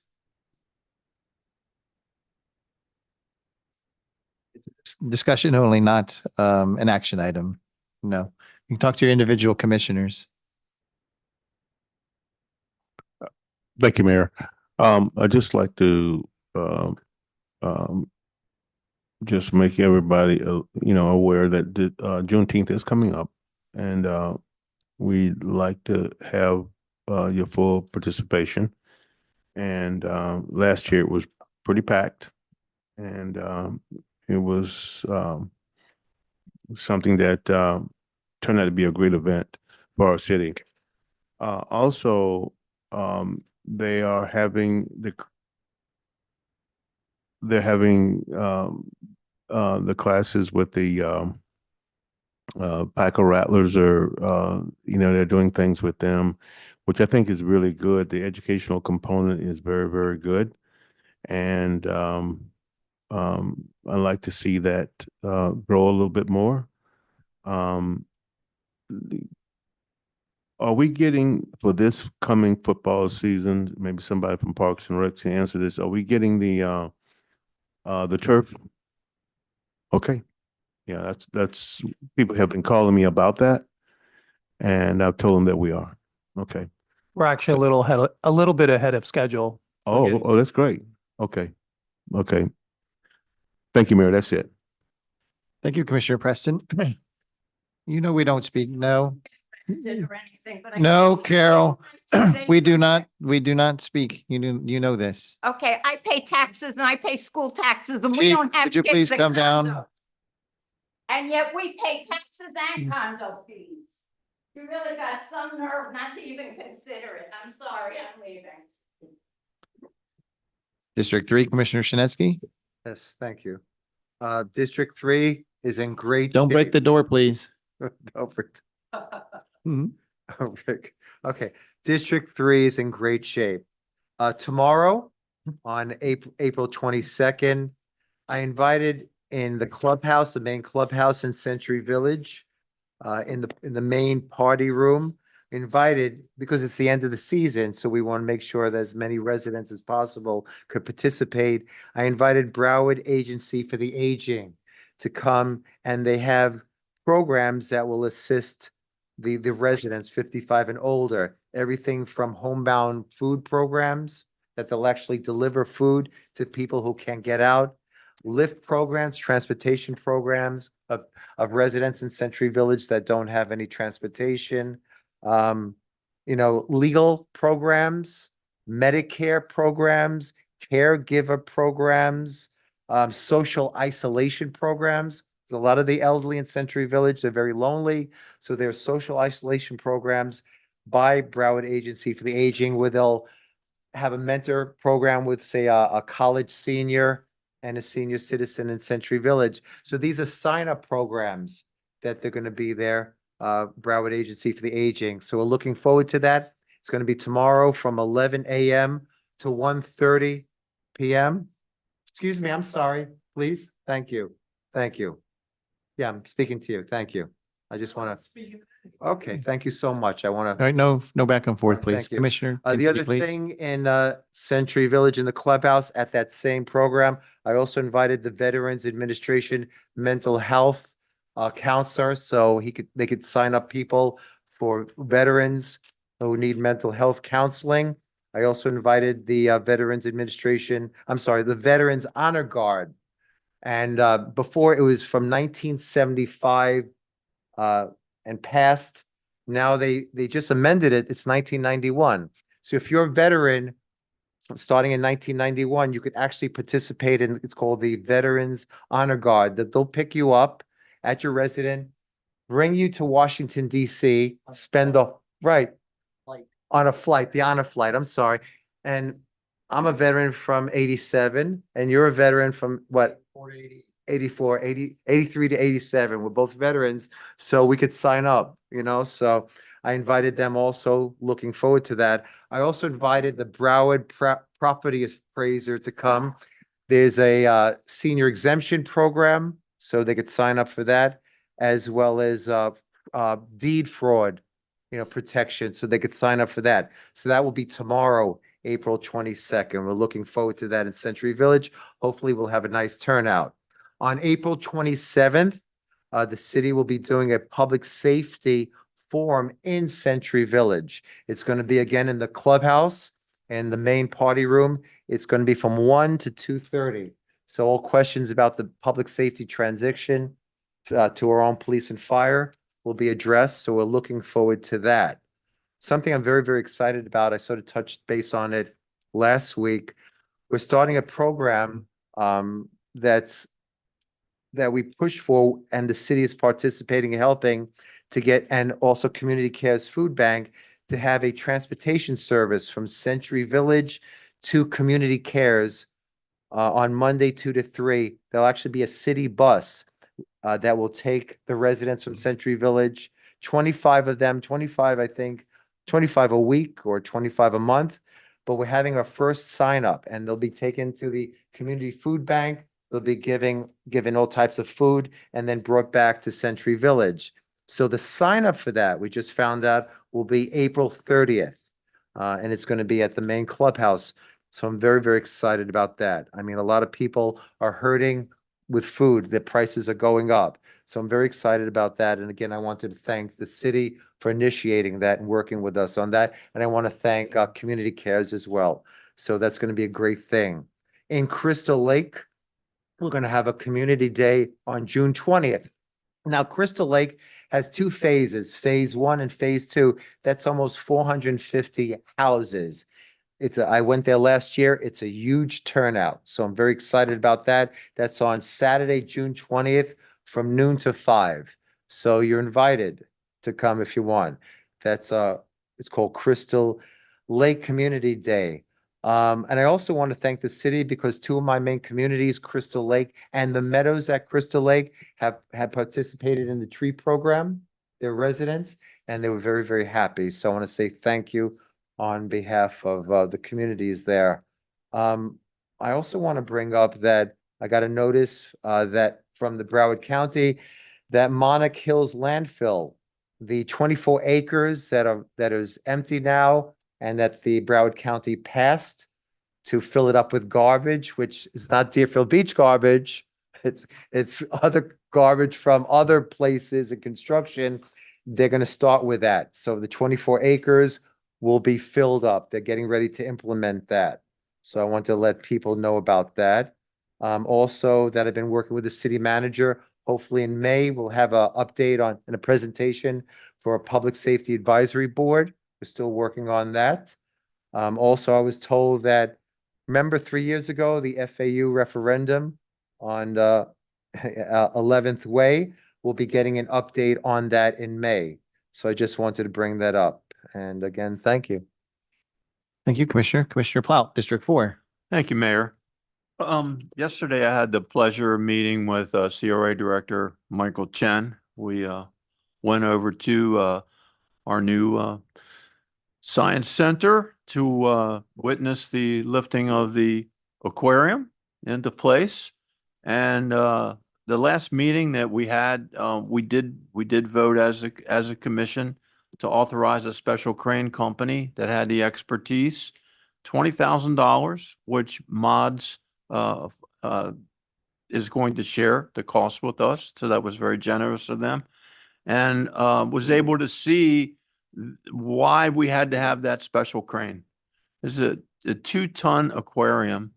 There was 2 of them. The other one's a little smaller, but the biggest one, the round one, that was quite a feat to see that.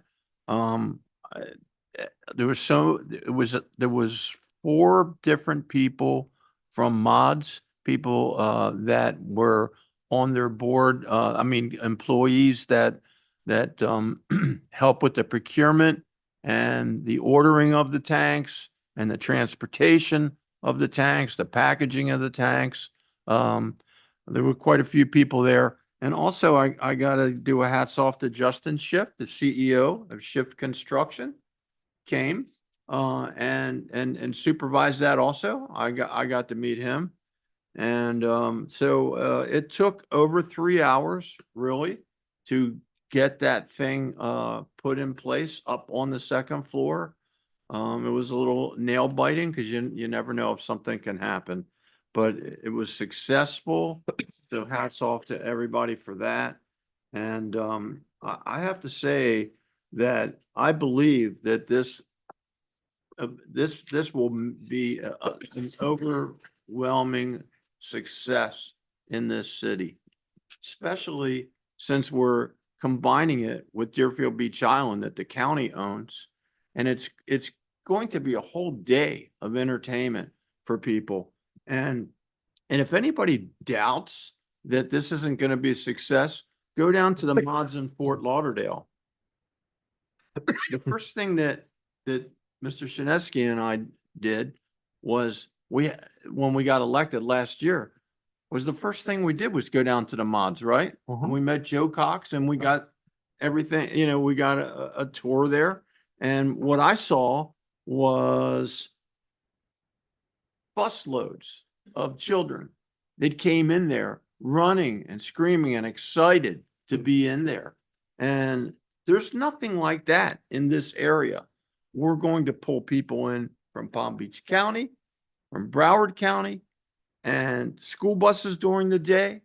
And we're going to combine that with a boat trip over to the island and all the stuff that's going on the island with all the walkways and the artwork that Guy Harvey is doing, not only on our museum or science center, should I say, but also over there on the island. And it links it together aesthetically to have Guy Harvey be doing artwork for our nature center as well as that. And I'm sure people will go down to the dock and maybe go under the bridge and walk over to the cove, go shopping, go to lunch. This will be an overwhelming success. And that's all I have to say, Mayor. Thank you, Commissioner. Vice Mayor Hudak, District 1. Sorry. You're used to going first. I'm used to going first. I forgot Commissioner Preston already went. First of all, I want to say thank you to staff and the city manager for not blindly paying BSO bills, but going through them with a fine-tooth comb. We are stewards for the taxpayers' money, and to just blindly pay an invoice from BSO, especially when we see what's been going on with all of the inaccuracies in those invoices, is greatly appreciated.